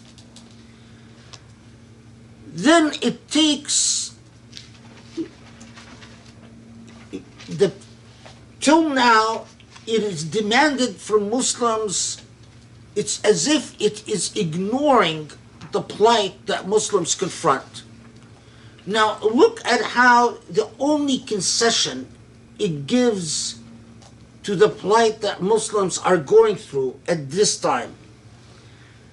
Then it says, لا يسأم الإنسان من دعاء الخير وإن مسه الشر فيئوس قنوط. Allah knows that when human beings are suffering, as you are suffering now, Muslims, you do dua with full fervor and immense energy. But Allah also knows that human beings often are despairing. It's clearly talking to Muslims at the time. Those of you who are on the verge of despairing, or who are actually despairing because of what they're going through, remember that when we often remove the hardship and we answer the call of human beings often fall in the trap of thinking that they earned the luxury or the comfort or the blessings that they're enjoying. They start thinking that it is not God that gave it to them, or even if they think it is God that gave it to them, in their heart, they feel they've earned it. They deserved it. Well, it's because I said this, or I did this, or I am this, or I am that. And this often leads to a drift away from Allah.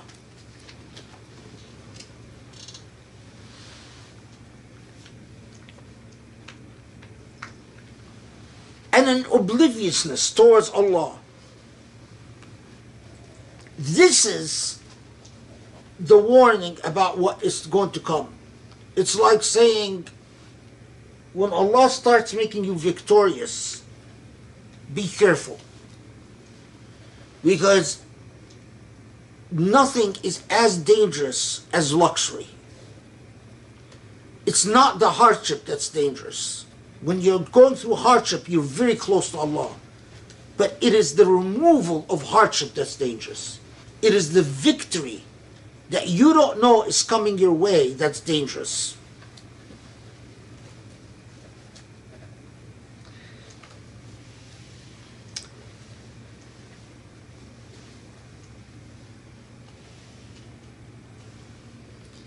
And how does it describe people who are like that?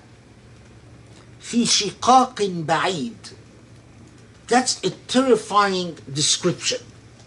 This is 52. Let me see how it's translated.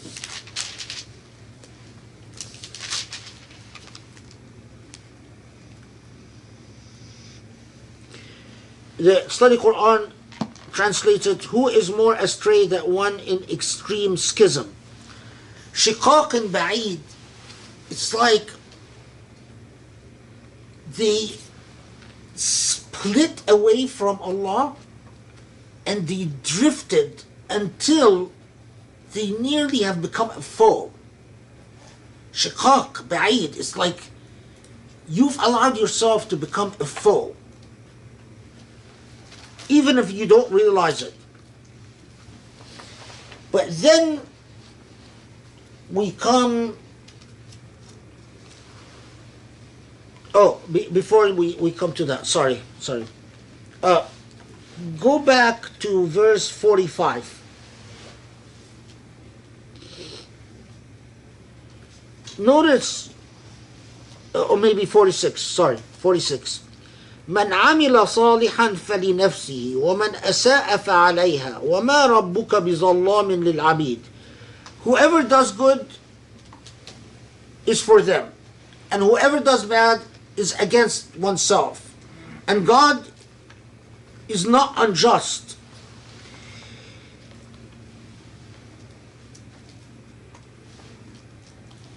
The reason I'm flagging this is because of something I read. It sounds, I had copied it without attribution many years ago, but I suspect it's Ibn Ajiba, although I'm not sure. I'm going to read it first in Arabic and then I'll explain. الاختلاف على أهل الخصوصية سنة ماضية، فمن رام الاتفاق على خصوصيته فهو كاذب في دعوى الخصوصية. وفي الحكم استشرافك أن يعلم الخلق وفي الحكم استشرافك أن يعلم الخلق بخصوصيتك دليل على عدم صدقك في عبوديتك. What this remarkable commentary is saying, that in response to whoever does good is for themselves and whoever does bad is against themselves and so on, say that when there are people, Ahl al-Khususiyya are people who have developed a close relationship with Allah. And he says, al-ikhtilaf ala Ahl al-Khususiyya sunnah madiyah, that it is Allah's sunnah that in the same way people disagreed about the Prophet Musa alayhi salam, and in the same way people disagreed about the Prophet Muhammad alayhi salam, and the same way that people disagreed about all the prophets, that it is Allah's sunnah that people disagree about the most blessed among them. And if someone who believes that they are among those people wants people to agree upon him or her, فهو كاذب في دعوى الخصوصية, then in reality they're a fraud. If they act like everyone should agree upon me, I am an imam, I am whatever, then in fact they're a fraud. And if you have this close relationship with Allah, but then you desire that people know that you have this close relationship with Allah, then فهو دليل على عدم صدقك في عبوديتك. Then it is an indication that you're a fraud. So, wanting popularity, a consensus upon the self is signs that you're a fraud. and wanting people to know how special you are, especially vis-a-vis your relationship with Allah, is also a sign that you're a fraud. That is Ibn Ajiba. It is Ibn Ajiba?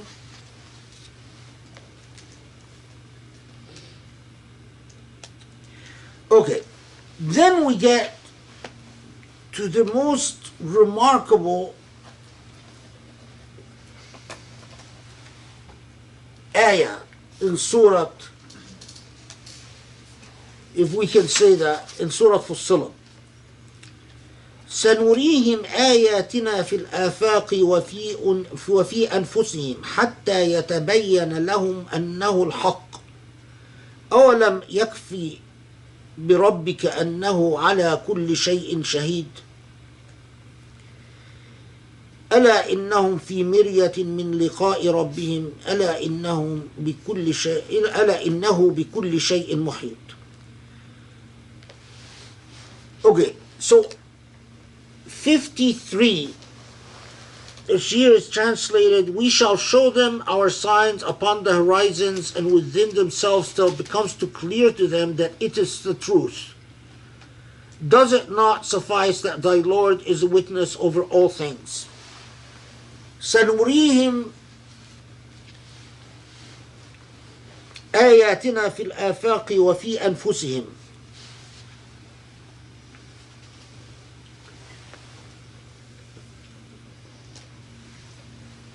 Now, in the traditional tafsir, they say, well, what this is talking about is that Allah is telling the Meccans, you will see, and He's talking about what Allah knows is coming, the Battle of Badr, the Muslims conquering Mecca, that you will see our ayat, our signs, and you will be defeated.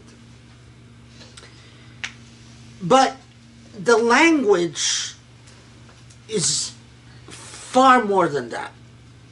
The language itself of this is saying, you will see the truth of what God says, fil afaq. Fil afaq, it's like saying you will see it in creation, you will see it in history, you will see it in sociology, you will see it in psychology, you will see it in biology, you will see it in everything. وَفِي أَنفُسِهِمْ, and even within the self. It's a type of promise that can only be made by God. It's like saying, the truth is the truth. And human experience will always bear out the truth of what I'm telling you. The people of Thamud and the people of Ad came. They were powerful. They were controlling. They were hegemonic. And the law of God is that they crumbled. Now, they crumbled because of these agents that Allah sent, these disasters. Al-Sayha, Rih.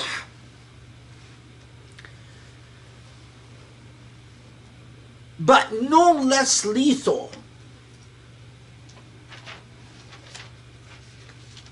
is the evil that you call upon yourself when you align yourself with the demonic.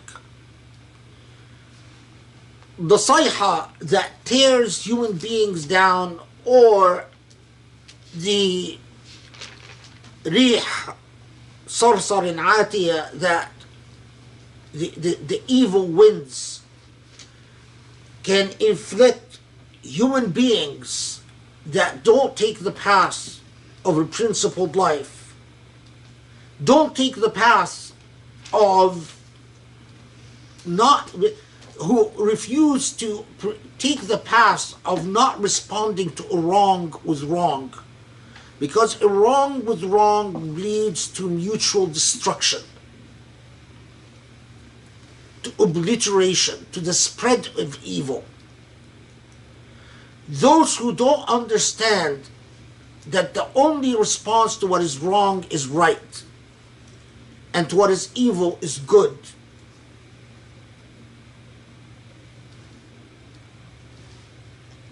It is all foretold. Allah يعظكم لعلكم تذكرون. Allah is reminding you. Allah is the one teaching you so that you can reflect and ponder and understand.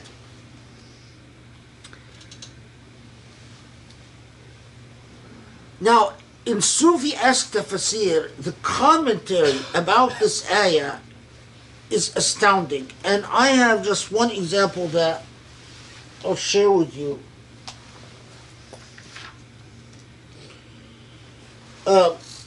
This is from, this one I actually found. Ibn Ajiba quoting Ibn Mashish.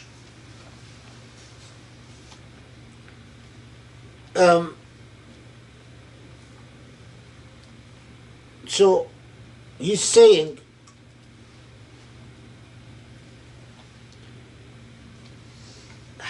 Ya Abu al-Hasan, Ibn Mashish is talking to Abu al-Hasan. He's saying, يا أبا الحسن حدد بصر الإيمان تجد الله في كل شيء وعند كل شيء ومع كل شيء وقبل كل شيء وبعد كل شيء وفوق كل شيء وتحت كل شيء وقريبا من كل شيء ومحيطا بكل شيء بقرب هو وصفة.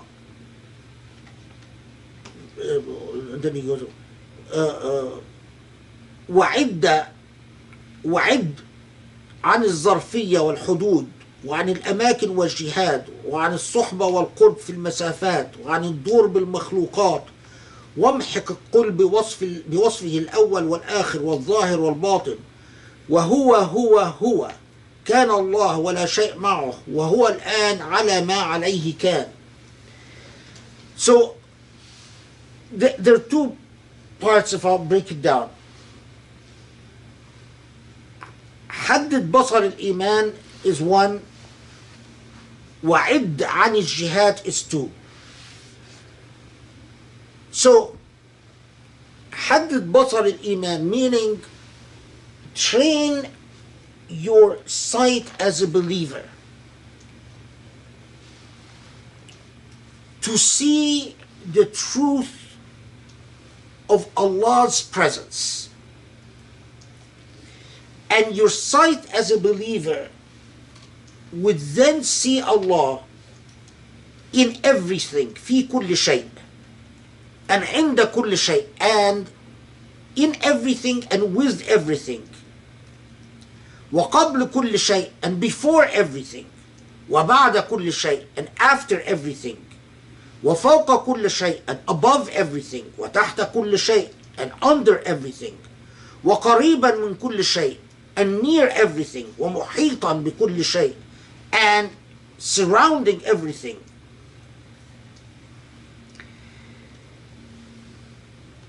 Allah is all present if you look with the sight of Iman. But if you train yourself to look with the sight of Iman, and you keep reminding yourself that Allah is before and after, and with and under and above, and inside and around. Everything exists through the will of Allah, in the sight of Allah. Then you get to the second step. وَعِدَّ عَنِ الجهاد, meaning at that point you will understand something about the divine that is critical for seeing the signs fil afaq, in the horizons, as Surah Fussilat says that Allah has no jihah, has no direction. Allah لا ظرف ولا حد ولا مكان ولا جهة.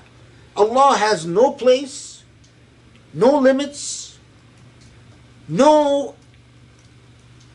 up or down. Allah is all pervasive and all present. So in other words, Allah is beyond time and beyond space. Allah has no space and has no time. It is like if someone tries to describe where's energy, where's gravity. We know energy and gravity because they are the realm of our empirical experiences. But they are indication to a reality that we all always come to the edge of that reality and then lose touch. Like our awareness of black matter or anti-gravity or antimatter. There are things that exist in a realm that doesn't follow the, and Allah is the essence of that has no boundaries. So when you understand that Allah has no limits and has no direction, your tool in this will say وَامْحَقْ كُلَّ الكل بوصفه الأول والآخر والظاهر والباطن. That always remember that the way you bust, the way you deconstruct any misunderstanding is to always remember how Allah describes Allah's self. Allah is the first and the last, and the zahir and the external, and the batin and the truth or the internal.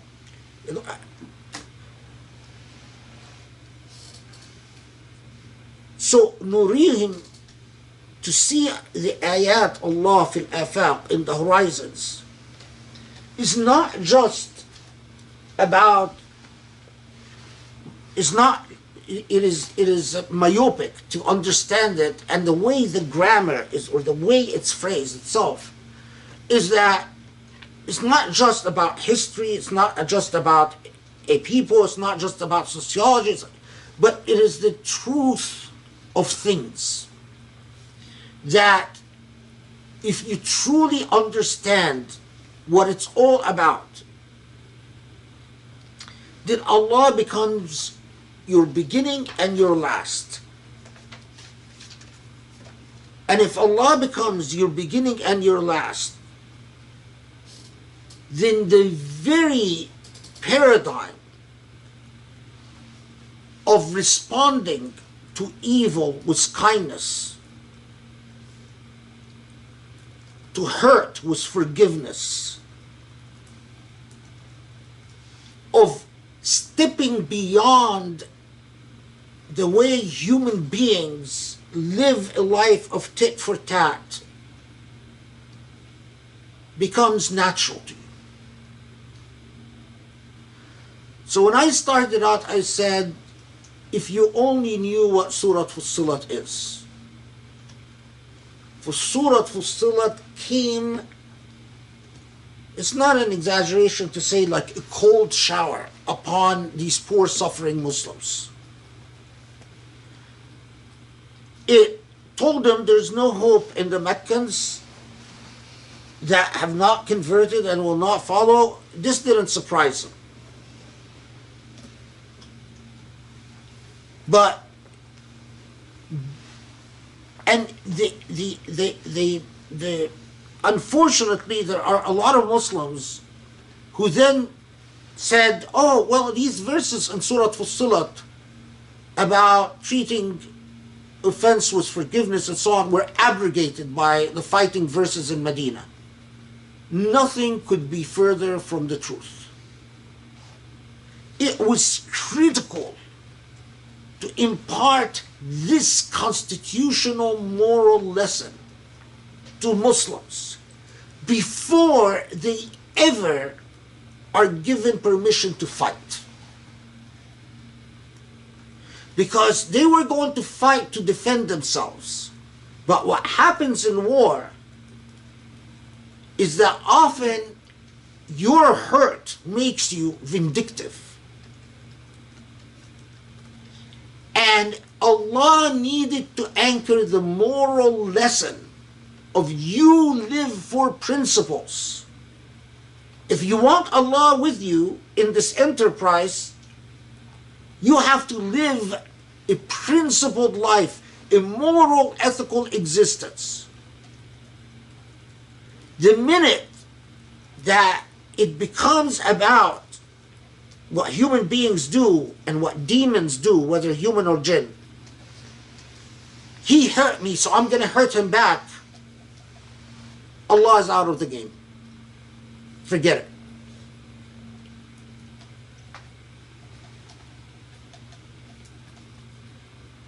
This is why the Meccans tried to degrade the message of Surah Fussilat by saying, oh, he's just threatening us. Muslims became pensive and weighed down by it. No, it's not about threatening them. It's about us having to treat them with kindness as they continue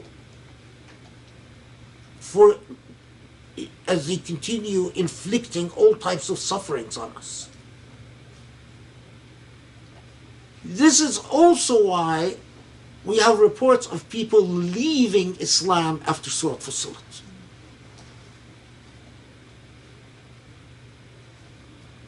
People who told the Prophet, we can't do it, sorry. Walhamdulillahi Rabbil Alameen, and this is Surah Fussilat. And I might remember something I forgot.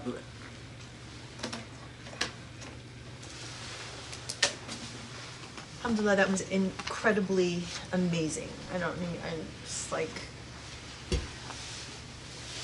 no words, but I have a gazillion questions. It was really, really amazing. Alhamdulillah, thank you so much. So let's take a break and collect questions, send them through the chat, and then we'll come back with Q&A. Alhamdulillah, truly, I mean, it's so like, when you start thinking about things like Palestine, all of the things around the world, I mean, there are just so many lessons. It's if people understood, if Muslims only understood their book, it would be an instant transformation. It is really, you can go read as many tafsir as you want, and I'm sure some of the students here have gone and read tafsir, and you won't find any of the stuff that any of this. But once I am sure of this, that once I state it, once I say it, every scholar who has a pure heart will read the surah and say, that's exactly what it says.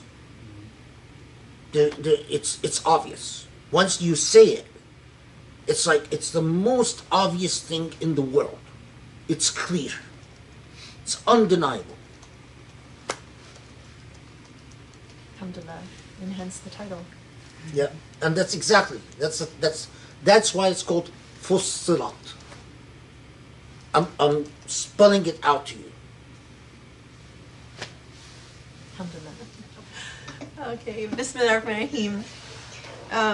Alhamdulillah, I mean, there are just no words, just mic drop, yes, and, it was truly incredible. And, just again, as a convert, as a non-Arabic speaking person, especially when you see these verses that are like, God is sending this to you. It's extremely clear. It's in your language, so you understand it. Let there be no confusion about it. What you're doing when you take us through this and you help us understand like the meaning of these verses, in that time, through the lens of understanding the idioms, their context, and then you bring it into our context, and then you use our language and you use our understanding so that it becomes very clear to us. It is an incredible experience, and you feel the truth of it in your soul. So, I can't express like just the gratitude, just how valuable this is, and, it's, I pray that people will continue to benefit from this, because there's nothing like it in our time, in our age, in our language, in our epistemology, all of it. It's so valuable. So, alhamdulillah, thank you so much. Was there a particular dhikr? First question. Oh, yeah.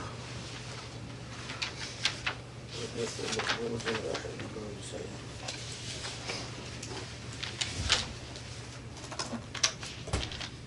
It is the dhikr that I've done is 34 and 35.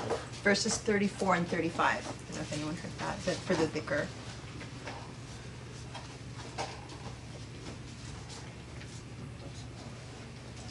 Okay. Rami, would you like to start us off with a question? Yes. Okay. Just the, Fussilat comes in the very beginning, and then in verse 44. I just wanted to know what the significance of it was, in I don't know, is there, because it also mentions about the idea of it's in Arabic, and I think the second or third verse, and then when the Meccans are saying, if Allah is saying that even if we had sent it in non-Arabic, they would say "Lawla fussilat ayatu." Is there, since it's the name of the surah. Can you repeat? I think the Rami's question is just about the significance of Fussilat, because the Fussilat is mentioned twice in Surah Fussilat. Interestingly enough, I should say that the Surah Fussilat, they were competing alternative names for the surah. One was, some have suggested calling it Hamim al-Sajda, because there is a sajda in Surah Fussilat. Another was Surah al-Masabih. But these were not successful, and Surah Fussilat is what that's what became prevalent and widely accepted. And the word Fussilat is mentioned twice at the beginning of the surah, and then again where it engages in the rhetorical discussion with the Meccans, and it says, that if we would have revealed it in a language other than Arabic, the Meccans would have said, "Lawla fussilat ayatu," if only it spoke our language, if only it spoke something that we can understand. But the second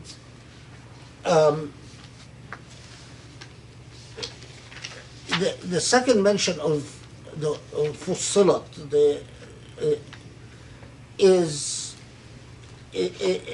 can be subsumed under the first, because the first Kitabul Fussilat Ayatuhu Qur'anan Arabiyan liqawmin ya'lamun, that this is a book. And as I said earlier, when you say Fussilat Ayatuh, it means it's ayat, it's it's narrative, it's discourse, it's signs. An ayah is a sign, but in say like it's basically what it says is purposefully crafted. It's like saying there is a precise intentionality behind the words of this Quran.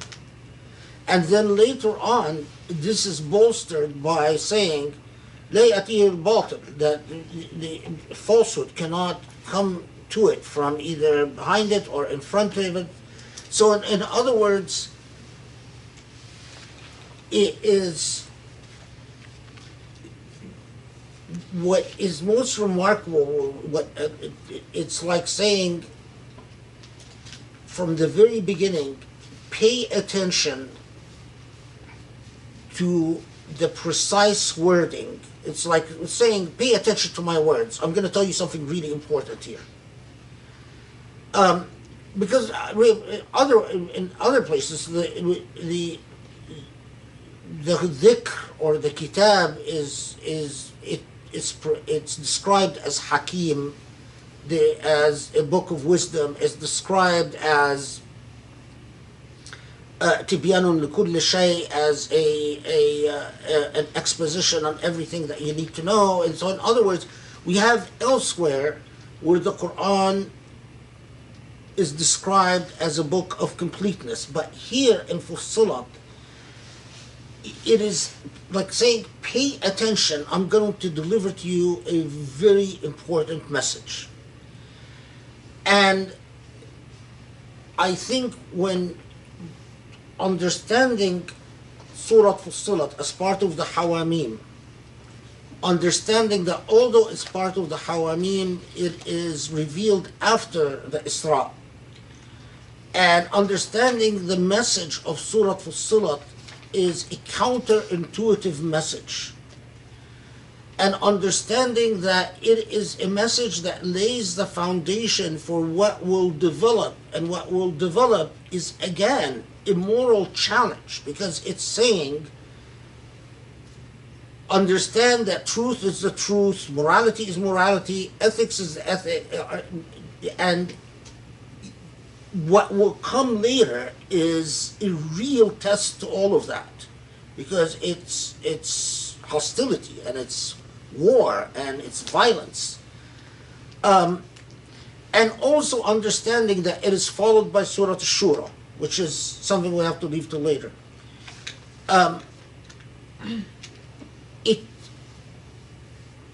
The best way to describe it, in my view, is that it is saying, it means what it says. You ignore what it says at your own peril. When it tells you that your partners in life will become demons, it means that. When it tells you that the demonic will take you down, it means that. When it tells you that what could be extended to you is God's love, it means that. When it tells you that your partners in life could be angels, it means that. When it tells you that the path is through a moral path, a principled path, and a path where morality means that you don't answer wrong with wrong, it means that. When it tells you that beyond that is the path of ihsan and goodness, and that those who are truly God's, those who truly want to be elevated in divinity, in status with the divine, that you respond to unkindness with kindness, and with hostility with forgiveness, it means that. And that's why it's called Fussilat, and that's why it's you have, and that's not unusual, by the way, that often the opening of the surah will be connected to the ultimate message of the surah. Any other questions? So apt that this is the halakha that we got after your khutbah yesterday. Because I see a lot of parallels between what you called the tyranny of the nervous system and being in the bondage of pain and the dynamic between pain and pleasure, and that being ultimately what controls your life. And I asked you last night, like, this seems daunting, and I mean not just daunting, but it feels like something that I've been trying at for a long time, but ultimately it's still so difficult. And you said that perseverance is the answer to it. And to just, I took that as, you know, keep trying. But is when you're talking about in the halakha about the endad and that we need to figure out what the endad are in our life, how do you suggest that we do that? I mean, what is the protocol to figuring out what the endad are and to actually, I mean, it seems like we're given one major part of that is meeting bad with good, and when someone does evil to repel it with something that is better. But specifically, I feel like, I mean, is it that each person has their own specific unique endad? Well, first, what Sharif is referring to, those who didn't hear the khutbah yesterday, yesterday I was talking about, it's actually, the backdrop for it is that it's a philosophical, it goes back to philosophy, that consciousness and the nature of consciousness and what is consciousness. And I was always struck that a lot of the debates of consciousness ultimately, the wrong-headed debate about consciousness, they ultimately always go back to the nervous system. But the nervous system is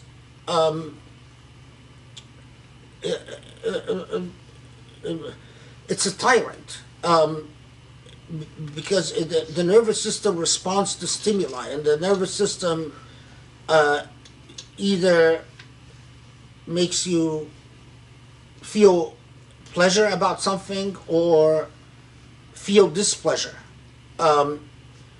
And its responses are not always rational. You're not always sure why something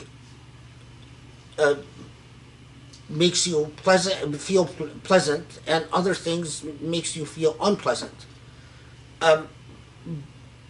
And often what happens in a lot of philosophical discourses about consciousness is that they end up starting from the responses of the nervous system, and then they philosophize the responses of the nervous system. And that's a deep error and a huge problem. But anyway, what I was saying in the khutbah is that we're given consciousness, and consciousness is a mystery. We have very little about when it begins and when it ends. And we have this thing called the nervous system, and the nervous system is always responding to things that are deeply encoded within it. Things from our past, things from our genes, things from God knows what. And it tells us, feel good, feel bad, feel down, feel high. The whole Islamic outlook is to come to this nervous system and to say, you're not in control. That what is in control is a value system. A value system that is rationally adopted, a matter of rational conviction, and then to demand that the nervous system submit to the value system that one embraces. And that was the part of the khutbah that Sharif was alluding to. And then the khutbah went on to elaborate on various aspects, as usual. But of course, it is very difficult. And Sharif was saying, yeah, last night he was sitting pensively. I think he was thinking about the khutbah the entire day and the entire night. And he said what I knew that he was thinking is that it's really hard that to get your nervous system to not be in control and to make your feelings, your desires submit to a value system rather than the other way around, to effectively tell the nervous system, I'm not going to be depressed because you, whatever chemicals, you whatever that demand that I be depressed, and I'm not going to be high whenever you want me to be high, and I'm not, and he was saying how, and I said perseverance, and I mean that in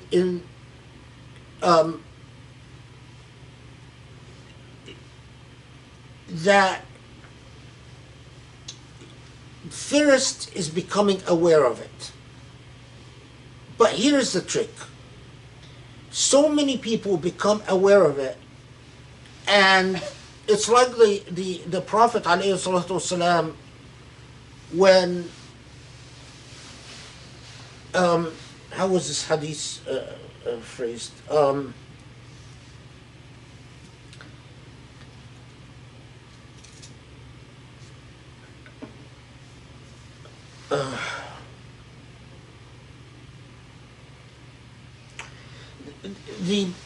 There's I'm forgetting the wording of the hadith, but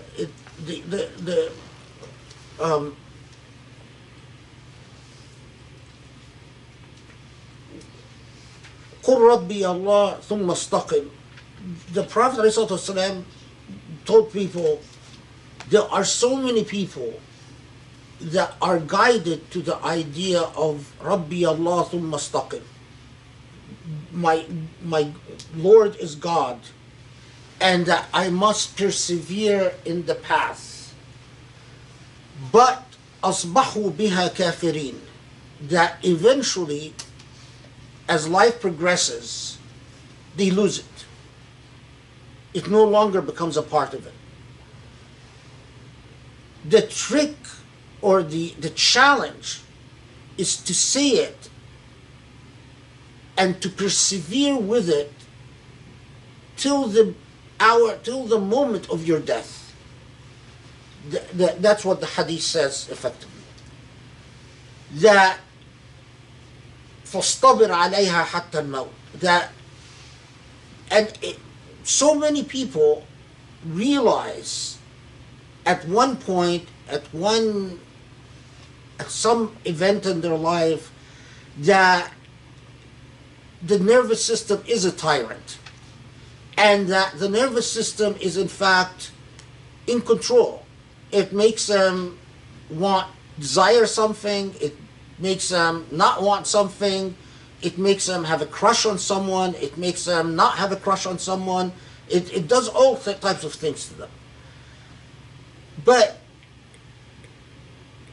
the realization is momentary, and it's like someone who starts exercising, they go work out for one day and they get excited and they have a gym membership, but then they never go again. That's exactly the way the vast majority of people are with the nervous system. They work out for a day, they get excited, they get a gym membership, but they never go again. The perseverance is to remember it day after day after day after day, and to keep track, whatever way you keep track. In a diary, that's what I did. That's why I've kept a diary most of my life, since I was 8, no, even younger, 16. And my diary basically keeps track of my failures. I mean, it's really a sum total of my failures in life, struggles and failures.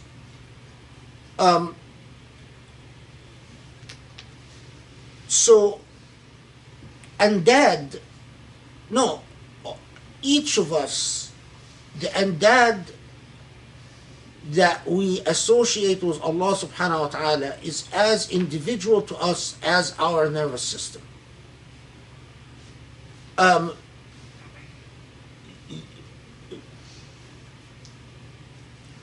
Some andad are more dangerous than others, you know, but we are constantly, because we live in this material paradigm, and we don't train ourselves to see Allah in everything.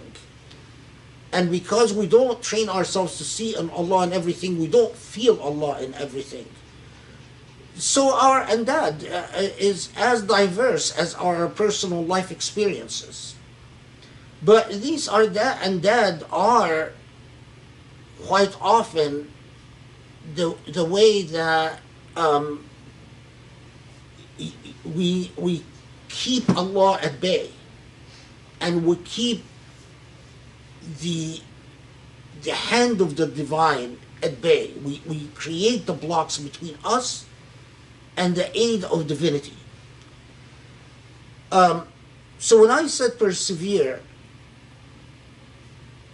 what I meant by it, it's not just keep trying, but more importantly, remember. Because the pattern of most people is that they'll remember from one night, 2 nights, maybe even a week, but then they forget. The idea gets old. And as it gets old, they drop the struggle. They're no longer working out. No. Keep in mind how long, for how many days and nights a human being lives under the subjugation of the tyranny of the nervous system. You need an investment of at least 10% of the time that you've spent subjugated to the nervous system, challenging the nervous system to break the hold. So think of what the 10% of the time is, and that's sort of in a ballpoint, generally, is how long you will have to struggle before you will see the first good signs that you're now in control, that you can will yourself not to be depressed, not to be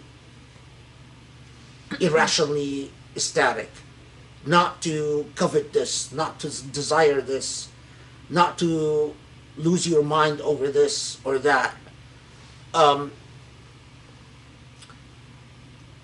when that starts happening, it's the path. The more you also keep reminding yourself to do التعوذ أعوذ بالله من الشيطان الرجيم and الاستغفار, and الاستغفار here is a medium to constantly reminding yourself, do you see Allah in this? Do you see Allah in this? Do you see Allah in this? It is part of the methodology of healing, the dynamic of healing.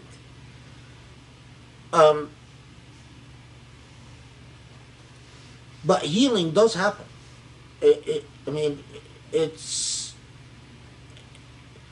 and what a lot of people just do not imagine is that the rewards. I mean, it is not.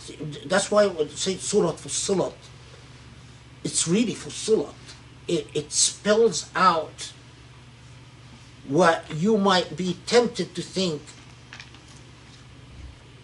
Oh, really? You know, because how many Muslims do really take this at its word? To really imagine that they can live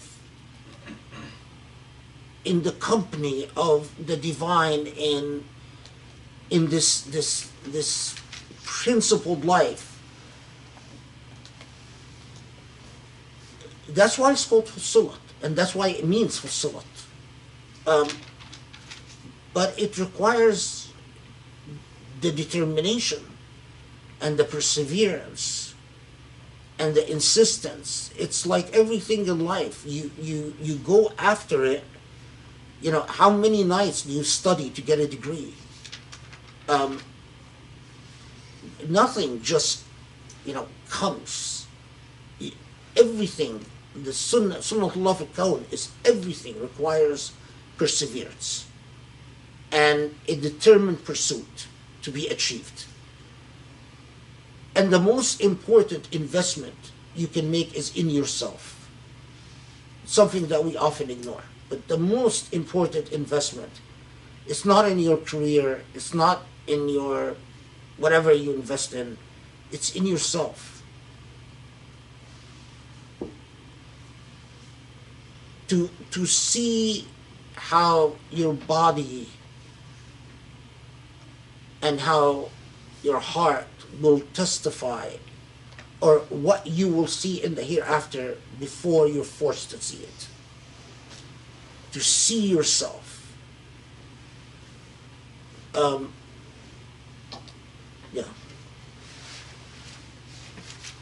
Alhamdulillah, that was so valuable. So, just to clarify, when you say you challenge yourself 10% of the time to break the holds, so for No. example, Like if you've lived 30 years under the control of the tyranny of your nervous system, what's 10% of 30 years? 3 years. 3 years. So for 3 years, you need to remind yourself every day, I'm challenging my nervous system. That's a rule of thumb. Some people do it faster, some people take longer, but that's the rule of thumb. Okay, alhamdulillah. But a lot of people, will do it for 3 days, and they'll get tired of it. And,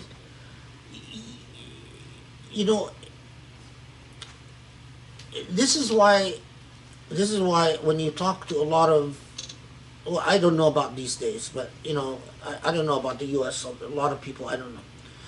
Anyway, when you talk to real scholars, they don't say much. And they don't say much because if they start saying, they'll not shut up. Then they have to explain a lot. But not everyone is ready to hear everything all the time. It's rather amazing. It's like you hear modern Muslim, there's a lot of verbiage with nothing said. I listen to so many, or at least now I read, when I used to listen, so many khutbahs with nothing. There's nothing said. It's just air, words, and air.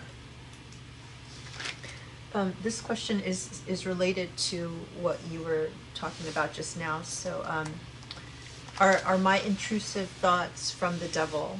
Every time I get a PTSD flashback, I feel a lot of anger, terror, and vengeance. Does that mean that I can cure my PTSD flashbacks just by reciting A'udhu Billahi Minash Shaitanir Rajim, or at least solve the negative emotions that come with the flashbacks?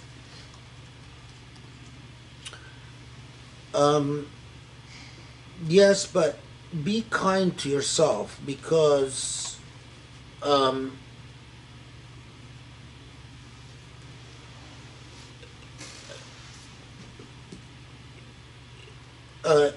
when we suffer the really demonic and really evil, it scars us, and it scars us very deeply. And scarring is like physical injury. It it it hurts and it damages. And so, whether saying "A'udhu billahi min shaitan rajim" is enough, to be quite honest, what I always advise for, especially for cases of sexual abuse, even more, it's, I mean, physical abuse, it might be different, but sexual abuse in particular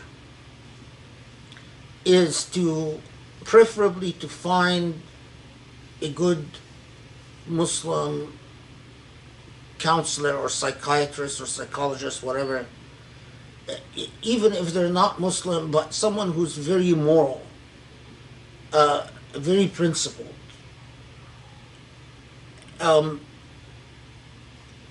Because this is no small thing. This is no small thing. It is from shaitan, and it is absolutely evil. And yes, there are people who heal. I mean, I actually know someone personally, a woman, who simply through her spiritual experiences healed and became an icon for all of us. I mean, we just go be in her presence just to be in her presence. You know, not even if she doesn't even talk to us. We just wanted to just be around her. You know, her aura and her just her beauty, her luminosity. Just, but I know that this woman had spent years and years in worship. And I know that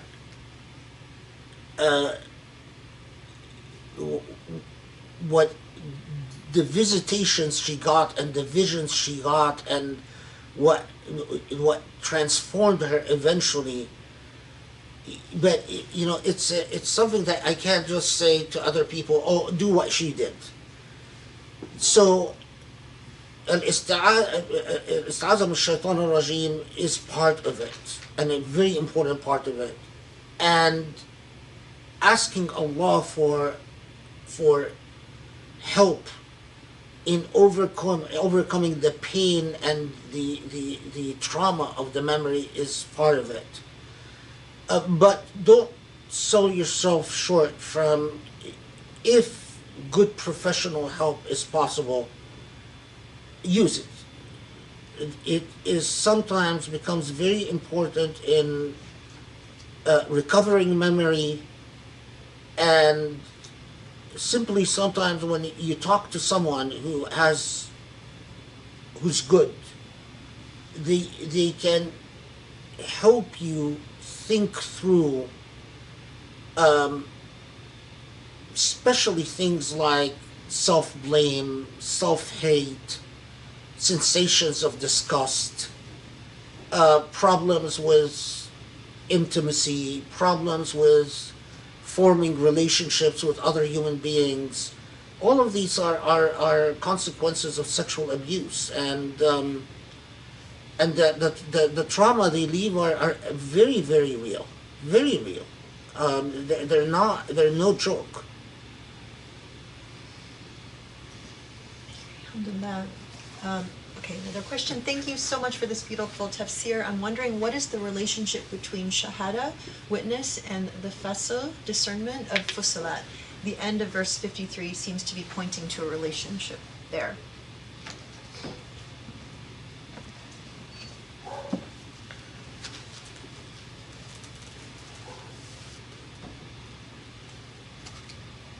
Oh, أنه على كل شيء شهيد. The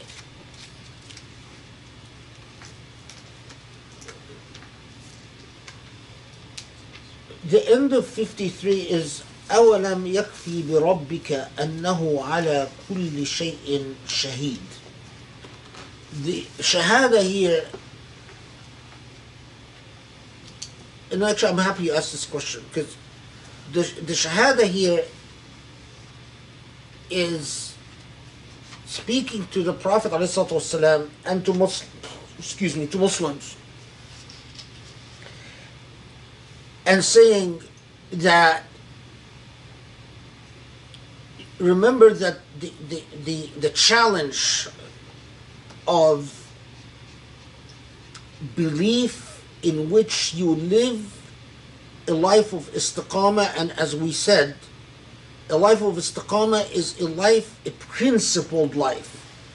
And a principled life, as we said, and as Surah Fussilat makes clear, that لا تستوي الحسنة والسيئة, that good and bad are not equal, and you cannot respond to evil by evil, etc., as we all that we said. So, and then it says that they will see the truth of this. Now, the challenge to this is to say, this is nonsense. We're not going to see the truth of this. We're not going to believe in any of this. What is this talking about? This is too difficult. And the response is, isn't it enough that Allah is the Shaheed? Meaning that, isn't it enough that who bears witness to the truth of things is Allah subhanahu wa ta'ala? So it's responding to the question of every moral inquiry that you ever confront. Well, what's the point of morality if people disagree on it? What's the point of morality if if most people don't believe in it? What's the point of morality if only a handful of people can adhere to it? And it's saying, don't worry about that. It is enough that it comes from Allah. And it's enough that Allah knows that it is the truth. Now, of course, when we say, Ashhadu anna la ilaha illallah wa ashhadu anna Muhammadan Rasulullah, we are bearing witness at a deeper level. What we are bearing witness to is that what Allah bears witness to is the truth. When you find a Muslim that says, well, I'm bearing witness, yeah, ashhadu la ilaha illallah wa ashhadu Muhammadan Rasulullah, but they're not sure that their value system, it's enough that Allah says, don't respond to evil with evil, or don't respond to wrong with wrong, or, I mean, I'll give you a very practical example from, a long time ago. This is when I first came to the U.S., and I met a guy who was in medical school at Yale, and we back then, this is before cell phones and stuff like that, we would you basically lived from week to week just so you can hear the voice of your family on the phone, and phone calls back home were very, very expensive. So when money is tight, then you wouldn't call your family for a whole month or even longer, sometimes several months, because you couldn't afford it. So this guy that I met, first thing he does is he said, oh, don't worry, and he whipped out he prayed, and he was observant Muslim. He whipped out a bunch of credit card numbers. Yeah, he said, we can make phone calls and charge the phone calls. You can call your family as much as you want. You can charge the phone calls to these credit cards. And I said, who does these credit card number belong to? And he said, well, don't worry about that. They're circulated among us Arabs, you know. So I figured out that they're basically stolen credit card numbers, and I said, but that's haram. And he said, no, it's not haram, because it's the phone company who's going to end up, you know, the people who own these credit cards are going to refuse to pay for the phone calls, and then it's the credit company, the phone company is going to bear the cost, and it's, you know, it's their problem. They're a rich corporation. And of course I refused to do it, but it just stayed with me. See how many years now? You know, this was back in 1983. And it stayed with me, because as innocent as I was back then, I just couldn't figure out. You pray, you talk about God all the time, but this for me, in retrospect now, is a very good example of someone who says Ashhadu anna la ilaha illallah but does not accept Allah's Shahada. Allah bears witness to what is right and wrong, and that should be sufficient. We shouldn't use our intellect to dilute things, to rationalize things, to say, well, you know, it's the phone company is going to bear the cost, it's okay. You know, it also reminds me of what Umar ibn Khattab said. You know, don't play around like a fox.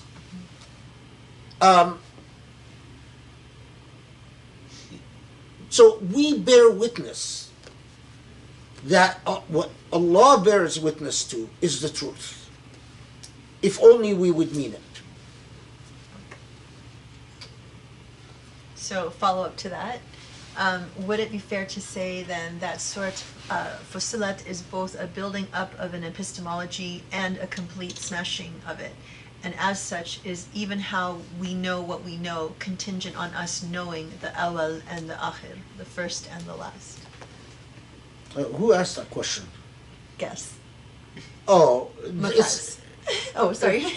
I should let you guess. It's a brilliant question. Yes, it is. It's a very brilliant question. You're absolutely right. Can you Very well explain put. that? Can you explain that for us who are not so brilliant and don't quite understand what you mean by building it up and smashing it?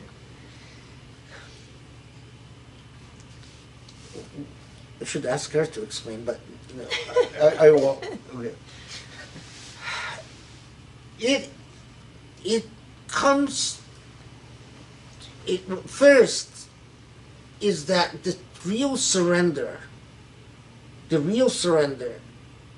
to accepting that life ought to be guided by an ethical order, by the discipline of al-istiqamah. And we Muslims, we've turned istiqamah into, oh, just pray and fast. No, that's not istiqamah. Istiqamah is to say, I live a purposeful life, and this purposeful life is an ethically conscientious life. I might be wrong a lot of times, but as long as I engage in the sincere effort at ethical conscientiousness, I'm protecting myself. But in order to do that, you need to anchor yourself in the belief that it is all from Allah and to Allah. You need to surrender. The system of knowledge is not about what I benefit, about cost and benefit. It's not about utility. It's not about maximizing pleasure points. And it is about, oh, wait, so all of this is owned by God, and all of this has a referential point, a frame of authoritative reference, and that is God. And so that's the building of the epistemology, because you are effectively, then you are saying, this is not about, yeah, you Meccans, you have your system of who's a nobleman, you have your system of who's a respected. Remember, what Utbah tells the Prophet ﷺ is, you've embarrassed us, you've caused so many problems in our society, you've divided us, you this. Well, by the epistemological system of Utbah, he's right. Muhammad is a troublemaker. He's created all these problems. But by the epistemological system of the divine, he's absolutely wrong. Because the world in which Utbah lives is wrong. And that's what you're tearing down, is that you're saying, no, you live in a world, Utbah, where you can bury your daughter. It's like the man who told the Prophet ﷺ, every daughter I've had in my life, I've buried her to death, or I've killed her. And the Prophet started crying and said, where is your heart? This is the world you live in. The powerful eats the weak. The world you live in, the rich is entitled to be rich. The world you live in, you don't give zakah. You don't care for the other. The world you live in, two wrongs make a right. The world you live in, if someone is powerful, then they should exploit power. And if someone is weak, they should submit. The world you live in is, the epistemology of that world, is the world of opportunity, cost and benefit, utility. The world that the Quran demands is the world of Allah, is the first and the last. That world is a principled world. It is beyond cost and benefit analysis. And so it is Surah Fussilat. It's precisely, you couldn't come up with a better title. It is precisely that. We have to tear this up and build a moral order that is very different than the one we tore up. But look at the remarkable gentleness. There's no, world, no like a revolutionary track. Destroy them and kill them and obliterate them and smash their heads against tree trunks and, this is your promised land and wipe out the others, and none of that. It is that you maintain the moral struggle, and Allah will show you the signs in the horizon. And subhanAllah.